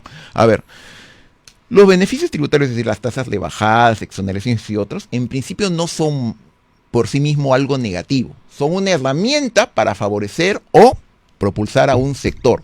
Pero tienen que cumplir con 3 condiciones. Primero, no pueden ser incondicionales. Tienen que estar sujetos a determinadas condiciones. Es decir, te voy a dar exoneración, pero tienes que generar empleo, generar crecimiento y otros, ¿no? Y tienen que ser empleos de calidad. Segundo, no pueden ser indiscriminados. No puedes darle el mismo trato a una empresa, ¿no? Microempresa que recién arrancó que empresas que ya llevan 20 años o más disfrutando, ¿no?, de la ley de promoción, que en realidad pues te lo puedo aceptar hace 20 años, pero empresas que hoy en día están exportando cientos de millones, que tienen docenas de miles de hectáreas, ¿no? Y que tienen miles y miles de trabajadores, les vamos a dar el mismo tratamiento que a una pequeña empresa. Y hay abundante evidencia en el sentido de que en realidad el 80-90% de los que son los beneficios, ¿no?, de esta ley se las llevan entre media docena de grandes empresas. Entonces ahí esto está mal planteado, ¿no? Ciertamente de una manera, no, y además hay que tener en claro algo. Siempre se habla de los beneficios tributarios, de bajas y tasas, como que bueno, pues esto no afecta a nadie. No, es un subsidio que todos los demás le estamos dando. Un ejemplo bien claro. No solamente es que pagan una tasa diferenciada del impuesto a la renta, también pagan una tasa diferenciada, claro, rebajada, ¿no?, en términos del aporte de salud. En lugar de pagar 9%, pagaban 5%, después 6%. Ese pequeño diferencial son cientos de millones de soles al año. Exacto. Que todos los demás trabajadores y empresas que aportamos en salud estamos subsidiando a ese sector privilegiado, porque obviamente pues cuando una persona va a atenderse a salud no le van a preguntar, oye, pero vienes del sector agroindustrial o vienes de otra empresa, porque si no, entonces si te atiendo o no te atiendo, ¿no? Entonces ahí hay un subsidio, ¿no?, que todos estamos asumiendo y que llevamos asumiendo desde 20 años o más, y uno se pregunta, bueno, finalmente, ¿qué es lo que nosotros estamos realmente ganando como país y como sociedad? Y si en realidad deberíamos más bien de darle ese apoyo, esa atención a sectores emergentes realmente, pequeñas y microempresas. De otro lado, Armando, el ministro de Economía y Finanzas, el señor Pérez Reyes, ha señalado que van a trabajar para controlar la inflación. ¿Crees tú que se está metiendo en lo que le corresponde al Banco Central de Reserva, que justamente su tarea fundamental es mantener a raya entre 1 y 3% la inflación? Creo que está metiéndose en un área que fundamentalmente es el mandato del Banco Central de Reserva, que efectivamente tiene una meta de inflación, ¿no? Hay que señalar que durante los últimos años no se cumplió esa meta de inflación que estaba en el 3%. Porque veníamos de una situación difícil, pandemia, obviamente. Sí, pandemia, incertidumbre, lo que sucedió a nivel internacional, ¿no?, que en el 2022 se dispararon los precios de los alimentos, de petróleo, etcétera. Este año, felizmente, dentro de todo, dentro del panorama que hay, aparentemente vamos a cumplir finalmente y vamos a superar, digamos, con creces esta meta, en donde, digamos, de no llegar al 3%, aparentemente estaríamos alrededor del 2%. Hay que señalar también, para ser correctos, ¿no?, que ahí hay toda una serie también de factores externos que han influido positivamente. Exacto. Por ejemplo, los bajos precios de la gasolina, ¿no?, de los combustibles en general, porque a nivel internacional el precio del petróleo ha caído, entre otros motivos, porque eso es una noticia positiva para el Perú en principio, pero también hay que verlo contra el contexto de por qué está cayendo a nivel internacional el precio del petróleo. Porque cada vez es más evidente, ¿no?, que este año muy probablemente se va a dar una situación de recesión y por lo menos menor demanda de combustible a nivel internacional, como resultado de, entre otros factores, la guerra comercial y las disputas que está llevando a cabo el gobierno de Estados Unidos actualmente. Entonces, pero más allá de ello, esto al menos en lo concreto nos beneficia, porque recordemos, el año pasado probablemente el precio de los combustibles estaba por encima de los 20 soles, hoy en día ya está en 15, 16, entonces eso evidentemente empuja a la baja la inflación. Una pregunta última y cortita, como sabes, en mayo la inflación ha sido negativa, es la segunda vez en el año que tiene resultado negativo, menos 0,06%. ¿Cómo se entiende esto? ¿Se puede entender que efectivamente los precios están bajando de los productos y servicios? A ver, ¿o se mantienen caros? El índice de precios, ¿no?, está compuesto de toda una serie de categorías: alimentos, combustible, ¿no?, vivienda, ¿no?, educación y otros. Entonces, eso se pondera Y hay sectores, ¿no? O rubros que pueden estar subiendo, otros mantenerse estables y otros que pueden estar cayendo. Ahí hay que entender nuevamente por qué se pueden estar dando. Se puede estar dando por una situación meramente estacional, puede estarse dando por factores que no controlamos, como el precio de los combustibles. Claro, cae el precio internacional de los combustibles, eso se refleja en el precio de los combustibles aquí, y ciertamente eso tiene un impacto sobre el tema del transporte, sobre los gastos del transporte privado y otros. Pero pongámoslo en claro, el Perú es importador neto de combustible. Es decir, nadie nos garantiza que mañana no se dispare el precio del combustible y entonces nuevamente hay un debate inflacionario. Hay que estar atentos. Entonces hay que estar atentos, ciertamente, y nuevamente, como siempre comentamos, ¿no? Hay que estar preparados para lo peor. Hay que esperar lo mejor, pero siempre hay que estar preparados. Y nuevamente, año es un año complicado. Hay que esperar lo mejor, pero siempre estar preparados para lo peor. Ciertamente, y hay que, ciertamente es un año muy incierto. Además hay que considerar de que es un año electoral, ¿no? Exacto. Ciertamente, y que muchas de las decisiones que el Congreso y el gobierno van a tomar van a estar, van a estar condicionadas no por una lectura de desarrollo de largo plazo, de lo que le convenga o no al país, sino de que mira, de aquí a julio del 2026, qué es lo que más conviene en términos políticos y otros. Entonces eso ciertamente preocupa. Perfecto. Muchísimas gracias, Armando Mendoza, por estar en Altavoz en Vital. Muy amable. A ti, hasta una nueva oportunidad. Gracias. Estuvimos con Armando Mendoza, economista, investigador en temas económicos. Haremos una pausa y regresamos.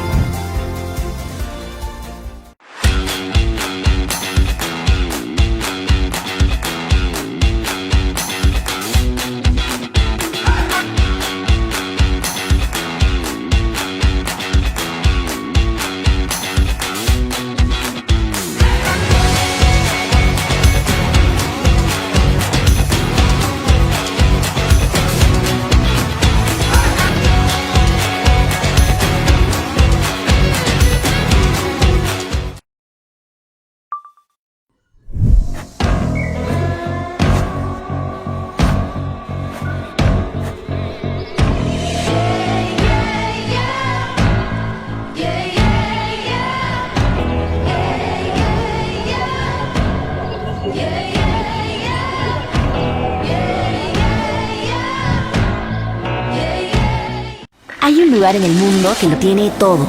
Tesoros conocidos y otros por conocer. Desde los majestuosos Andes, la cálida costa, hasta la exuberante selva amazónica. Nuestro país tiene un sinfín de riquezas únicas llenas de tradición, innovación e ingenio que nos enorgullece. Y un banquete de sabores que nos alegra el corazón. Te invitamos a un viaje donde exploraremos tesoros que quizás aún no conocías y que esperan a ser descubiertos por ti. Perú, país de dones infinitos.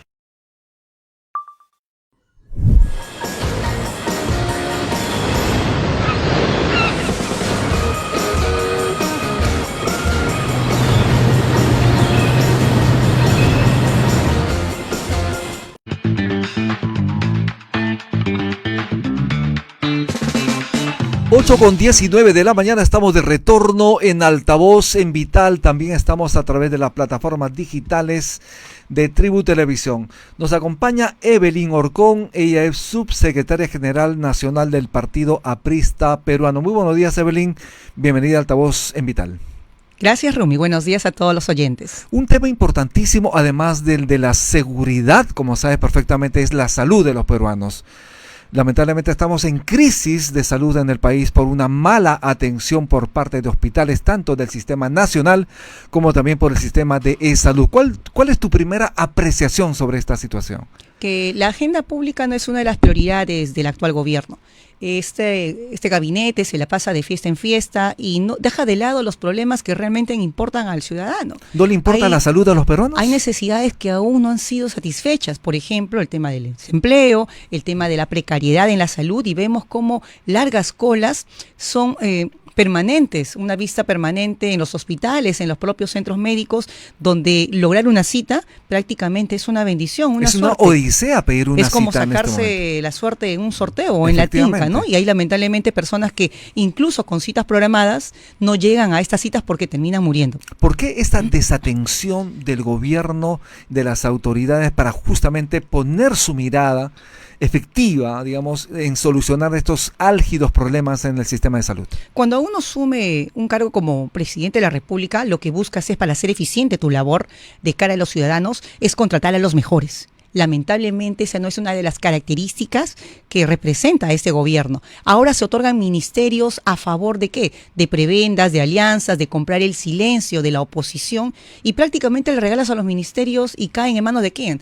De gente improvisada, que no ha tenido experiencia en la gestión pública y sobre todo que son personas cercanas a los líderes de oposición que hoy copan el Parlamento y que lamentablemente son alianzas que la señora Dina Boluarte ha construido para que no puedan tener estas voces que puedan fiscalizarla permanentemente. ¿Te refieres directamente al ministro de Salud, al señor Vázquez, precisamente pertenece a las canteras de APP? Y claro, APP se caracteriza por tener brillantes profesionales en la salud y en todos los ministerios. Vemos cómo cada día este gobierno se cae a pedazos. Y no es por culpa de la oposición o de aquellas pocas voces que fiscalizan y le dicen las 4 verdades a la señora Dina. Es por la propia ineficacia de ella misma, de que solamente le gusta rodearse de ¿qué? De personas que la adulen, que le lleven los mejores regalos, joyas, que puedan aumentar su parte de vanidad. Exacto. Pero lamentablemente su indiferencia hacia la madre, hacia el hijo, hacia el vendedor, hacia el comerciante, hacia el trabajador de a pie, es nula. Totalmente su interés es cero. Hay indignación en la gente, hay indignación obviamente en las audiencias, porque cuando tú pides la atención de Padomi, de salud, por ejemplo, no te atiende como debería ser, no llegan las ambulancias a tiempo y lamentablemente las personas fallecen lamentablemente en sus hogares. Es el caso, por ejemplo, de un compañero de trabajo, precisamente aquí lo hemos comentado, 45 minutos de espera de una ambulancia, y al final le dijeron que lamentablemente no iba a llegar la ambulancia y su mamá, su abuelita en este caso, falleció. Esto se está replicando obviamente en diferentes familias en el país, pero ¿qué hacer? ¿Cómo actuar para revertir esta tan difícil situación? Expreso mis condolencias a Aarón Salomón por la pérdida de su abuela, y él representa a uno de los miles de casos que pasan en el Perú. Y si esas situaciones pasan en Lima, ¿te imaginas, Rumi, cómo será en provincias? Exacto. En los lugares más alejados del país, donde ni siquiera hay luz ni agua. Pero, ¿qué hacemos ante este problema? Sería bueno que la presidenta reflexione. No sé si el término reflexionar es el adecuado para ella, porque es una mujer que parece que no entiende que está en un cargo histórico donde podría hacer la gran diferencia, pero sin embargo, lo único que logra es el repudio, la contrariedad de los peruanos, y no convoca profesionales adecuados. Yo no miraría mucho el color del partido, lo que miraría es la capacidad de gestión, y estoy convencida que a lo largo de la historia de estos últimos 15 años hay profesionales en la salud correctos, capaces, y que pueden mirar la política de la salud sin ninguna distinción de grupos, de intereses de grupos parlamentarios, pero que puedan observar un beneficio general a los ciudadanos. Y eso es lo que importa, medidas eficaces, rápidas. Ya la pandemia nos dejó una experiencia lamentable y uno aprende de los errores, pero lamentablemente la señora Dina no los aprende. Es el caso también, como estuvimos comentando al momento de la pausa, con la ex ministra Gloria Montenegro, ¿no? En este caso, por ejemplo, ella no recibió la atención en el momento oportuno, lamentablemente falleció. Sí, tengo entendido que incluso ya había sacado una cita, o se le había programado una atención, exacto, una intervención médica con un tiempo de espera prolongado, increíble, siendo aún una ex ministra, pero lamentablemente la muerte llegó antes que la cita programada, y esa es una muestra de que acá en el Perú las cosas están atrasadas, ¿no? Entonces, nos demuestra también que tanto la persona profesional o el comerciante próspero hasta el trabajador más humilde, al final todos son sujetos de esta indiferencia que el gobierno hasta ahora mantiene y que la salud termina siendo uno de los elementos que nos lleva a la muerte, tanto como la inseguridad ciudadana en este país. Y justamente sobre el tema de la inseguridad ciudadana, como sabes perfectamente, cada día están cometiendo crímenes, están asesinando a las personas, están demandando dinero, pidiendo dinero, exigiendo dinero a las personas por, entre comillas, darles seguridad. Se llaman extorsiones y esto no acaba, no hay cuándo acabar.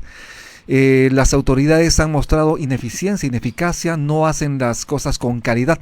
Pero ¿cómo hacer para que desde los próximos programas de gobierno en los partidos políticos incorporemos acciones concretas que permitan restablecer la paz que en el Perú necesitamos? La inseguridad ciudadana, como lo hemos visto en las noticias, también atenta no solo contra la salud, contra la vida de la persona, la integridad, también contra el turismo, contra el resurgimiento de las nuevas empresas o microempresas. Hemos visto hace poco cómo extorsionadores o piratas han secuestrado a turistas en la selva. ¿Y eso qué genera? Temor de los turistas que quieren visitar el país, pero que por una seguridad personal ya no lo van a hacer. ¿Qué cosa hace? Retrasan la economía, que ya no se generan puestos de trabajo y todo esto a costa y paciencia de quienes deberían darnos la seguridad. Hace poco escuché un buen planteamiento de Javier Velázquez Quesquén, que ha sido primer ministro también de nuestro gobierno, y él enfatizaba mucho que era importante establecer un centro de operaciones que tenga toda la logística necesaria y darle el revestimiento de un servicio de inteligencia acorde a los tiempos. O sea, debemos de observar que la Dirección de Inteligencia debería ser el ente que identifique esas acciones y a los grupos que generen esta inseguridad, esos actos de criminalidad, pero sin embargo eso no funciona porque colocan a cada director en esa institución al paso y el tiempo que se queda no les permite hacer un trabajo idóneo, aunque también sabemos que quienes han estado actúan de cara a lo que la presidenta quiere, incluso tapando información para cubrir a los socios de turno de otros partidos políticos. Se requiere inteligencia y presupuesto obviamente para la Policía Nacional. Ambas cosas, y en estos momentos donde vemos que se reduce el impuesto general a las ventas, o mejor dicho, se redistribuye el porcentaje a los gobiernos municipales, nos preguntamos, el dinero que tú y yo pagamos, Rumi, cada vez que compramos o ejercemos alguna actividad comercial, ese dinero va al gobierno, y el dinero del gobierno necesita ser distribuido ¿para qué? Para presupuestos eficaces. ¿Qué es lo que necesita el país? Atención médica, la construcción de más hospitales. En el gobierno de Alan García se creó una gran cantidad de hospitales importantes que permitieran el acceso a la salud a todos los peruanos, sin distinción de niveles socioeconómicos. ¿Qué necesitamos? ¿Más patrullaje? Sí, efectivamente, pero dotar al servicio de inteligencia para que puedan operativizar investigaciones y ubicar antes de las acciones a las grandes mafias que se han enquistado en nuestro país. Esta redistribución del IGB, como sabes perfectamente, se está subiendo de 2% a 4% el IPM, el impuesto de promoción municipal, que se va al fondo común, que se destina a los gobiernos locales, va a significar un forado para el gobierno nacional de 10.700 millones de soles. Es decir, le está dejando una papa caliente al próximo gobierno. Efectivamente, y creo que debemos comenzar porque debemos conceptualizar de que el IGB termina siendo un impuesto fantasma. En primer lugar, el IGB se creó como un impuesto para dotar al gobierno de un presupuesto que le permita ejecutar planes, proyectos. Pero sin embargo, a la larga, el IGB se ha convertido en ¿qué? En un presupuesto económico para pagar planillas. Y entre ellas, planillas doradas a los funcionarios que hoy están en los diferentes ministerios y entidades del país. Creo de que podría rebajarse el IGB siempre y cuando se aumente la base tributaria. No podemos hacer una disminución del IGB o otorgarle mayor porcentaje a los gobiernos municipales cuando no ha demostrado una eficacia, no han demostrado una eficiencia en el gasto público. Exacto. ¿Para qué aumentarles una asignación en la partida presupuestal si a fin de año somos testigos que incluso devuelven el dinero porque hay una eficacia en la ejecución de gasto público, y eso es por una mala eficiencia de los gobiernos municipales? Sobre esto vamos a hablar luego de la pausa. Evelyn Orcón, subsecretaria general nacional del Partido Aprista, pero también estamos en las redes sociales de Tribu Televisión. Ya regresamos.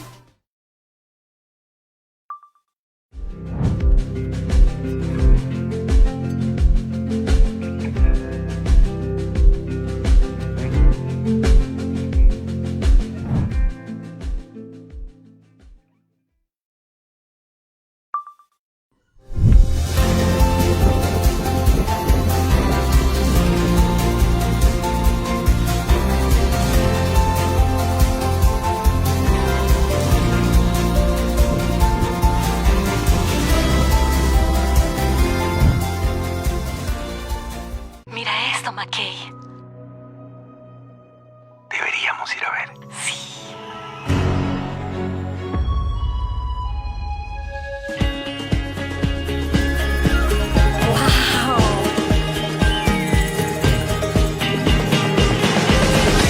Cada vez que veas algo sobre el Perú, tendrás un wow. ¡Wow, Perú!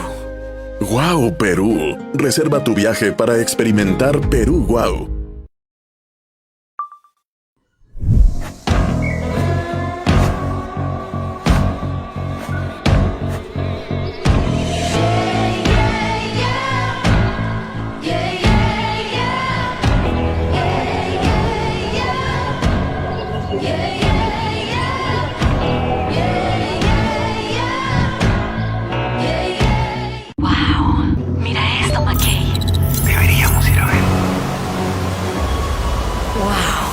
Cada vez que veas algo sobre el Perú, tendrás un wow. Wow, Perú.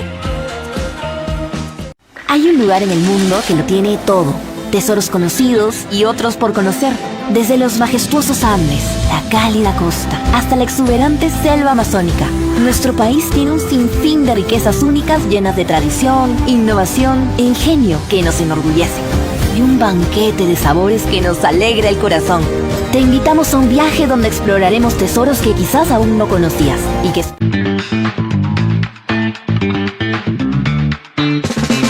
8:32 de la mañana, estamos de retorno en Altavoz en Vital, también estamos en las plataformas digitales de Tribu Televisión y estamos conversando con Evelyn Orcón, subsecretaria general nacional del Partido Aprista Peruano. Hace un momento estuvimos hablando sobre la eficiencia, la eficacia de los gobiernos regionales y municipales también, es importante señalar, pero hay 4 condiciones fundamentales para que las cosas funcionen bien. La primera, ética. Los gobernadores regionales, obviamente los alcaldes tienen que tener las uñas cortadas, se les tiene que cortar las uñas. Lo siguiente, eficiencia. Tienen que utilizar adecuadamente los recursos, porque son los recursos del país, los recursos económicos de todos los peruanos. Eficacia, la tercera condición necesaria. Es decir, tienen que cumplir las metas, tienen que cumplir lo que ofrecen, tienen que cumplir además con los objetivos de los proyectos. Y la cuarta, y muy importante, hacer las cosas con calidad. Sin estos 4 principios la situación no camina, las cosas no caminan en el país. ¿Cree usted que los gobernadores regionales, cree usted que las autoridades municipales van por ese camino de estas 4 condiciones importantes? Lo que tú comentas es importante señalar y precisar. Primero, la moral. La eficiencia, la eficacia y la calidad. Exacto. 4 elementos necesarios para hacer exitoso las políticas municipales. Sin embargo, en estos últimos años hemos visto cómo se ha politizado y se ha quebrantado la línea moral de quienes son las autoridades a lo largo de la jurisdicción del país. ¿Y eso qué pasa? Porque lamentablemente hay intereses personalísimos que se anteponen al interés colectivo de todo un pueblo, de nuestros votantes. Y también contribuyen a ello los partidos políticos que se forman para coyunturas electorales. Hace un momento te comentaba que el IGB termina siendo para mí un fantasma porque fue creado para generar un presupuesto económico que le permita al Estado poder ejecutar los proyectos y planes que se desarrollan con visión a buscar el beneficio de todos los ciudadanos. Sin embargo, hoy, tanto como en el gobierno central y como en el gobierno municipal, ese presupuesto, ese impuesto, se convierte, ¿para qué? Se convierte en pago de las planillas que están sobrecargadas, porque somos testigos de cómo se extiende o se engorda las planillas de trabajadores, que al final de cuentas terminas metiendo al vecino, a tu amigo, al que te hizo el favorcito, o al familiar de otro colega en otro gobierno municipal, y eso termina por quebrantar el espíritu del trabajo municipal. ¿Y cómo rompemos eso? Ahí está la pregunta. Lamentablemente no tenemos actores políticos dentro de las agrupaciones políticas que tengan una seriedad hacia mirar, cambiar la política, es decir, darle el componente de moral y sobre todo de eficiencia en esos tiempos donde lamentablemente cada profesional de turno que vemos Esta norma que redistribuye el IGB, como sabemos perfectamente, se aminora el IGB, pero se incrementa el impuesto de promoción municipal, el IPM, de 2 a 4%. Se da en un marco cuando partidos políticos están liderando la presencia de alcaldes en las diferentes regiones del país. Y precisamente estamos hablando de Renovación Popular, estamos hablando también de APP. Por ejemplo, ¿cree usted que de alguna manera está redireccionándose este dinero como una forma de apoyarlos para ese clientelaje político de cara a las elecciones de 2026? Hace un momento hablábamos del déficit, de la precariedad en el sistema de salud. Necesitamos la construcción de hospitales. Exacto. Y la pregunta es, ¿está en este momento la señora Dina Boluarte o el gobierno en la capacidad de prescindir de presupuesto y dotarlo a los gobiernos municipales? Entonces nos preguntamos qué está pasando en este momento. Si bien hay una variación en el tema del impuesto general a las ventas, creo que los alcaldes deberían rendirse por la efectividad de su trabajo. ¿Cómo poder asignarle mayor presupuesto a quien a fin de año devuelve dinero por obras no ejecutadas? ¿Cómo es eso posible? Aquí no estamos para regalar el dinero que hace falta para poder resolver los problemas inmediatos de los ciudadanos y de todos los peruanos, sino estamos para generar impuestos. ¿Cómo? Ampliando la base tributaria, porque esa es la única forma de lograr ciudadanos que sientan que sus impuestos están realmente siendo utilizados para un beneficio que les va a llegar. Pero como hablamos hace un momento, los familiares de las personas que mueren a la espera de una cita, ¿cómo sienten que su dinero está bien invertido? No lo siente. Como el delincuente de la calle cuando extorsiona, cuando roba a un transeúnte, siente que puede hacerlo con total impunidad, porque los de arriba, la cárcel parece ser lejana. Y aquí lamentablemente hay una suerte de alianza para robar, sin alusiones a otro partido político, que aprovechan el momento electoral y el clientelismo político electoral para ayudar a sus aliados a nivel nacional, dotarle de presupuesto y comenzar la campaña. Te comentaba hace un momento que en mis viajes a lo largo del país, que no son de hace 4 o 5 años, sino yo vengo viajando más de 20, 25 años, hablamos con nuestros dirigentes regionales y me manifestaban hace poco el secretario general en Cusco, Lucho Wilson, que ya desde hace más de un año hay partidos políticos que van a los lugares más alejados del Cusco y les ofrecen darle un presupuesto para la campaña. ¿A cambio de qué sería? De que cuando ganen las alcaldías le devuelvan a través de ¿qué? De proyectos, de ejecuciones de obra. Y de esa forma recuperan lo invertido y ganan un poco más. Esa es la forma como hoy los partidos políticos trabajan. Trabajan bajo una estructura económica para poder hacer sus negocios a costa de los más necesitados. El ministro de Economía y Finanzas, el señor Pérez Reyes, ha señalado ya que le van a dar luz verde a este proyecto del que estamos hablando, que tiene que ver con esta reconfiguración del IGB. Al parecer, obviamente, no van a observar la autógrafa de ley y obviamente esto va a salir por agua caliente, por agua tibia. Pero ¿qué debe hacer, digamos, la sociedad organizada para exigir efectivamente si es que este dinero va a llegar a los gobiernos locales, se va a cumplir las metas, se van a cumplir los objetivos de los proyectos dados? ¿Cómo debe reaccionar la sociedad? Bueno, la sociedad organizada se ve representada en el Parlamento, porque prácticamente nuestro voto representa y llevamos a los representantes que deberían hablar por nosotros. O dos, los partidos políticos, que son asociaciones de ciudadanos que se encargan de llevar las plataformas, los pedidos de los ciudadanos que son parte de un partido político, pero en estos casos adolecemos de ambas cosas. Entonces, ¿qué debemos hacer? Debemos seguir insistiendo, seguir proponiendo al gobierno en que reaccione. Mira, Rumi, he escuchado en este fin de semana a varios economistas que han mencionado que lo que se está haciendo en este momento en el gobierno es irresponsable. Incluso uno de ellos, el ministro Castilla, refería que los ministros de la gestión pasada, del expresidente, eran mucho más responsables con las medidas que se están tomando a comparación de las de ahora. ¿Qué opina usted? ¿Es cierto o no? ¿Qué se está generando a lo largo de todas esas medidas?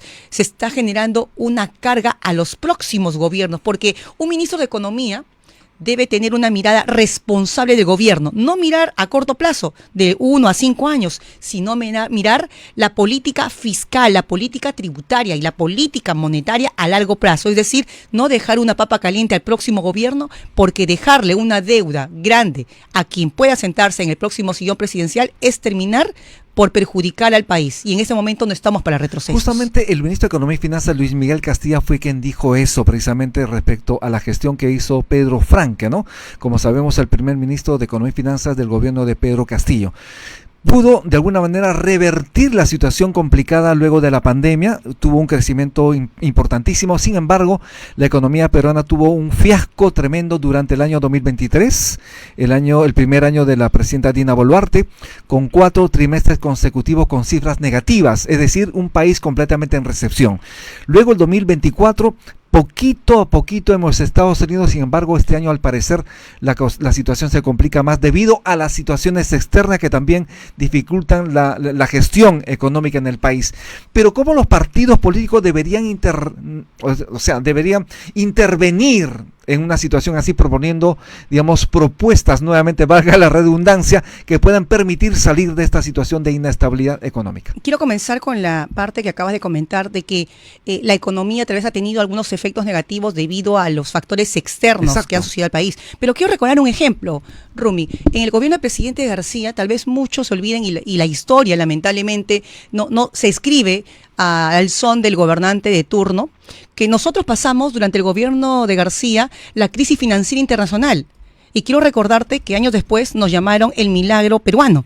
¿Por qué? Porque mientras las potencias mundiales caían, tenían porcentajes negativos, fue el Perú un modelo de país que pudo enfrentar esta crisis internacional económica, generando una economía mucho más, moviendo la rueda económica y con una visión de estadista que la tenía García, teniendo a su lado a profesionales adecuados. Y además hubo un descenso importantísimo de los niveles de pobreza que ahora no se ven. Y una política de austeridad, porque mientras se dan fiestas de gran banquete en Palacio, siempre la política de austeridad fue uno de los elementos que el presidente García impulsó.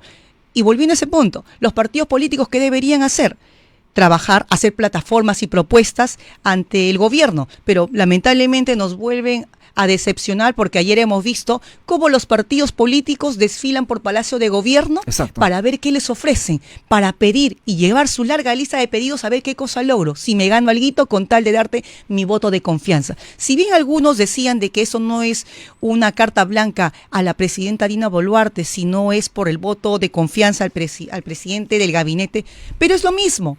Porque al final el Parlamento dejó su labor de fiscalización y de oposición.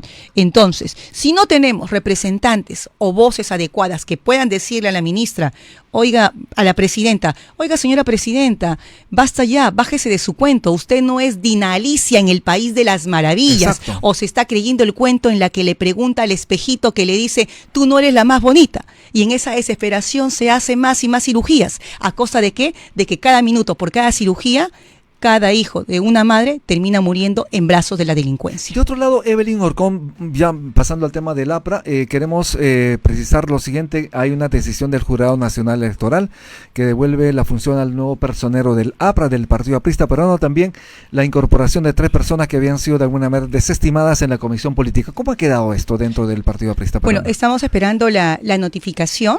Tengo entendido que habría algo de cierto en lo que comentas, y nosotros estamos para acatar las disposiciones del jurado y también para resolverlos en el tema interno. En este momento el personero actual del partido nos ha dado un informe preliminar, seguro le dará un informe mayor a la comisión política actual, y hasta que tengamos nosotros el nombramiento oficial de quienes sean hasta el día de hoy los miembros de la comisión política, nosotros vamos a trabajar. No hay disputas en el partido. Okay. Eso es lo que quiero Se va a acatar lo señalado entonces por el jurado. Lo que quiero expresar a todos mis compañeros a nivel nacional, que el APRA mira más allá de estos pequeños problemas, mira la grandeza de lo que la historia nos exige, y continuar el legado de Alan García es lo más importante para los otros, más allá de pleitos, peleas que pueden haber en otros partidos políticos. Que además en democracia está bueno, ¿no? Que ocurra, ¿no? Es natural que hayan discusiones, puntos de vista diferentes, pero al final comprendemos la grandeza de cada compañero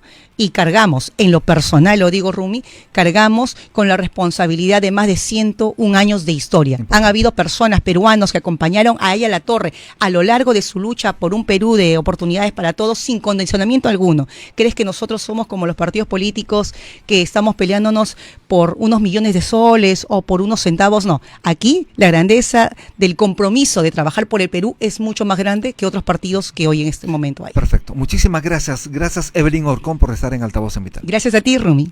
Estuvimos con la doctora Evelyn Orcón, subsecretaria general nacional del Partido Aprista Peruano. Haremos una pausa en Altavoz en Vital y en las plataformas digitales de Tribu Televisión. Ya regresamos.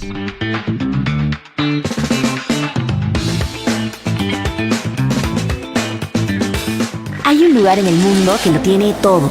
Tesoros conocidos y otros por conocer. Desde los majestuosos Andes, la cálida costa, hasta la exuberante selva amazónica.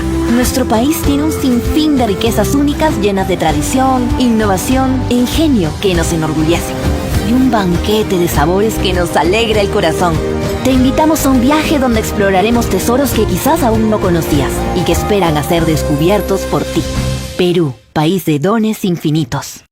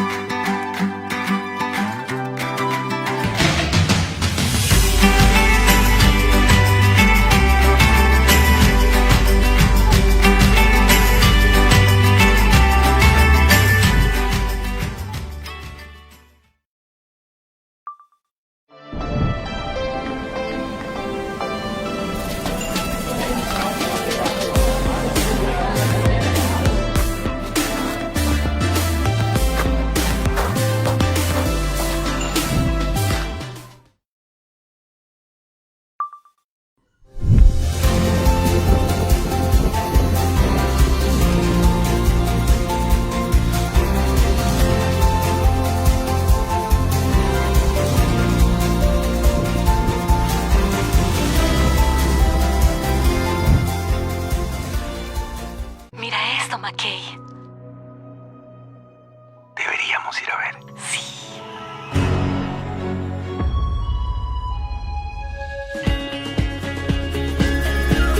¡Wow!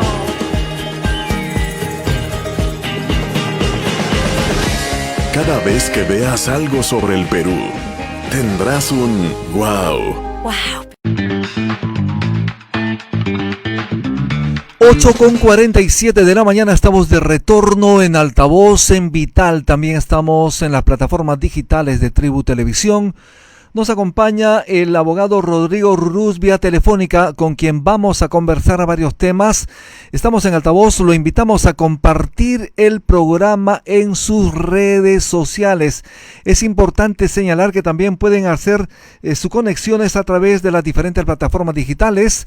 Como sabemos, estamos en Altavoz, estamos en Vital a través de la radio 91.1 y también a través de las plataformas digitales de Facebook, de Twitter, también de Instagram. Estamos en YouTube, también de Tribu Televisión.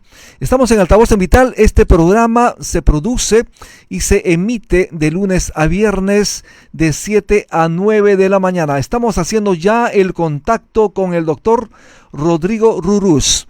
Es importante lo señalado hace un momento por la señora, la doctora Evelyn Orcón, precisamente sobre el actuar de los gobiernos municipales. Pero sin embargo, ya estamos en contacto con el doctor Rodrigo Rurús. Muy buenos días, doctor Rurús. Bienvenido a Altavoz en Vital. Buenos días a todos los audientes. Gracias por la invitación. Muchísimas gracias, doctor Rurús. La fiscal de la Nación, Delia Espinosa, ha presentado un pedido para suspender al fiscal Tomás Gálvez. A priori, ¿qué le parece a usted esta decisión, este anuncio de la doctora Delia Espinosa? Es lamentable que el sistema de justicia, y en este caso el Ministerio Público representado por Delia Espinosa, proceda de esta forma y con desconocimiento total del debido proceso. Si bien es cierto, al doctor Tomás Aladino se le estaba siguiendo una investigación. Sin embargo, la fiscal de la Nación, al momento de presentar la denuncia constitucional, ya pierde competencia y es exclusivamente el Congreso de la República quien va a definir si esto procede o si se manda al archivo. El Ministerio Público ya no tenía ninguna potestad de pedir alguna suspensión, y menos teniendo en consideración que el doctor Gálvez ya no se encontraba en función. ¿Cómo es posible que se pretenda realizar una suspensión de alguien que no estaba todavía en el cargo?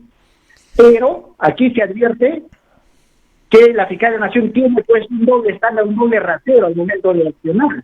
Por un lado, pide contra aquellos quienes no tienen el mismo ideario que ellos, piden la suspensión. Sin embargo, para fiscales también cuestionados y quienes están siendo investigados como Pablo Sánchez Velarde, Torres Dávalos, Rafael Vela, Domingo Pérez, no piden ninguna suspensión. La fiscal de la Nación tendría que explicar cuál es la razón y el motivo por qué contra estos fiscales no pide la suspensión, pero sí lo hace contra fiscales que ni siquiera estaban en el cargo. Justamente, ¿por qué cree usted que la doctora Delia Espinosa no quiere que retorne el fiscal Tomás Gálvez a la Fiscalía, a pesar del fallo del Tribunal Constitucional que sale justamente a favor del fiscal Gálvez? Sí, recordemos de que el fiscal Gálvez en su momento fue quien denunció los actos irregulares por este equipo especial que se estaba llevando y que finalmente se ha podido corroborar de que han beneficiado a Odebrecht. Que este poder que tienen cierto sector no quieren que sea público, no quieren que se evidencie esta parcialización en favor de esta empresa corrupta Odebrecht. Eso sería la principal causa, pero debemos recordar algo, de que recientemente acaba de salir una sentencia de un amparo presentado por el fiscal Gálvez, en el que le ordena a la Junta Nacional de Justicia que en el plazo de 5 días lo reincorpore como fiscal supremo. Es decir, que tiene que dar cumplimiento ya a esta sentencia en este plazo. Pero justamente la doctora Espinosa había señalado antes precisamente la posibilidad del retorno del fiscal Tomás Gálvez, porque su presencia iba a fortalecer la entidad. En todo caso, hay doble discurso de la fiscal de la Nación. El discurso que ha venido dando es, primero, conciliatorio, pero en el trasfondo se ha evidenciado, pues, que esta fiscal no tiene coherencia. Si señala que el fiscal iba a fortalecer la lucha contra la corrupción, porque a pocos días después presenta un pedido de suspensión. No hay coherencia. En tal sentido, la fiscal está en alguna nebulosa. No sabe qué dirigir, no sabe qué hacer y tampoco cómo llevar las riendas del Ministerio Público. Efectivamente. De otro lado, ¿cuál es su opinión respecto a las denuncias emprendidas contra la presidenta Dina Boluarte, justamente señaladas por la Fiscalía de la Nación? Son varias, ¿no? Más de 30. Por favor. Sí, su opinión sobre estas denuncias constitucionales contra la presidenta Dina Boluarte por parte del Ministerio Público de la Fiscalía de la Nación, que suman más de 30. Independientemente de que las acciones que venga realizando y valga la verdad, Dina Boluarte no está realizando una labor como ejecutivo y está siendo cuestionada. Sin embargo, esto tiene un procedimiento y la fiscal al parecer está haciendo una persecución contra la señora Dina Boluarte. Eso se evidencia, porque nunca antes se había visto que en tan corto tiempo se presenten tantas denuncias constitucionales contra un presidente de la República. Vuelvo a repetir, independientemente de que la de que la presidenta de la República esté realizando un pésimo gobierno, pero debemos advertir otro punto, que en desconocimiento general del debido proceso, la fiscal pide, respecto a un pronunciamiento de la Comisión de Acusaciones en el que se archiva el caso Rolex, pide una reconsideración. Al parecer, no ha leído ni siquiera el reglamento del Congreso de la Fiscal de la Nación. El único que puede pedir una reconsideración son los congresistas de la República.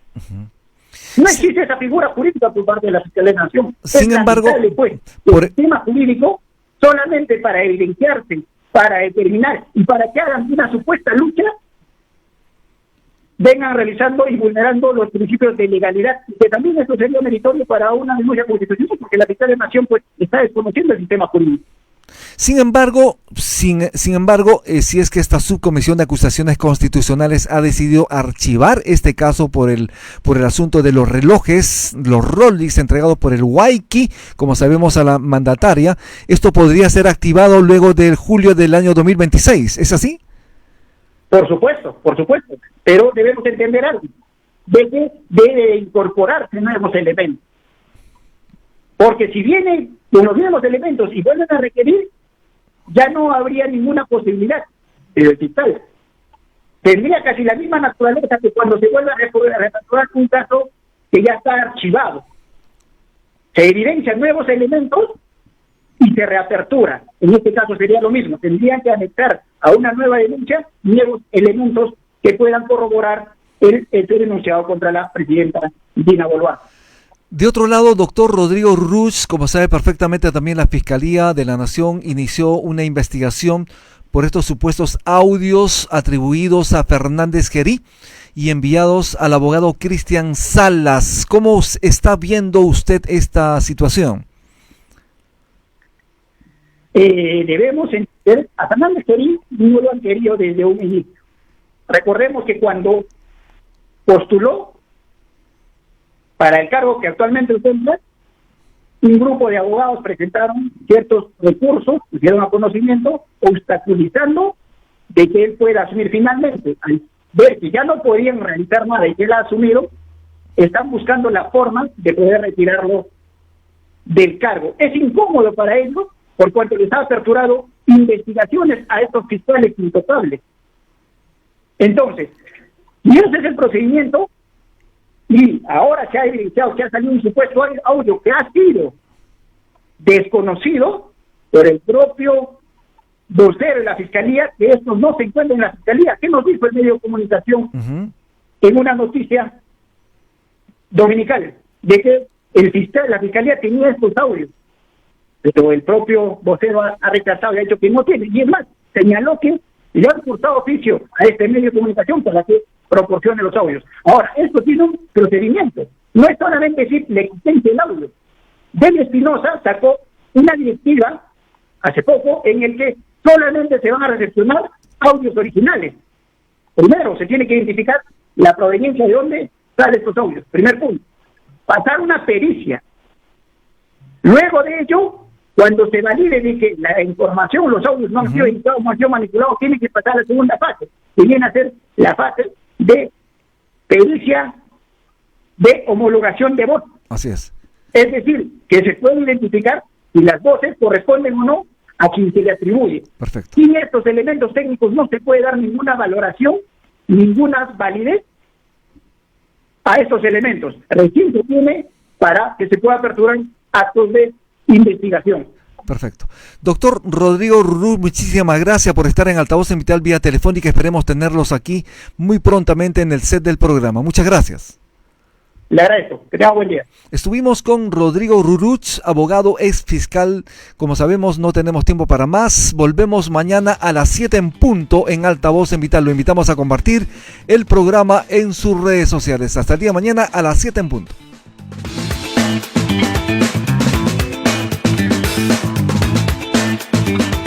Hay un lugar en el mundo que lo tiene todo.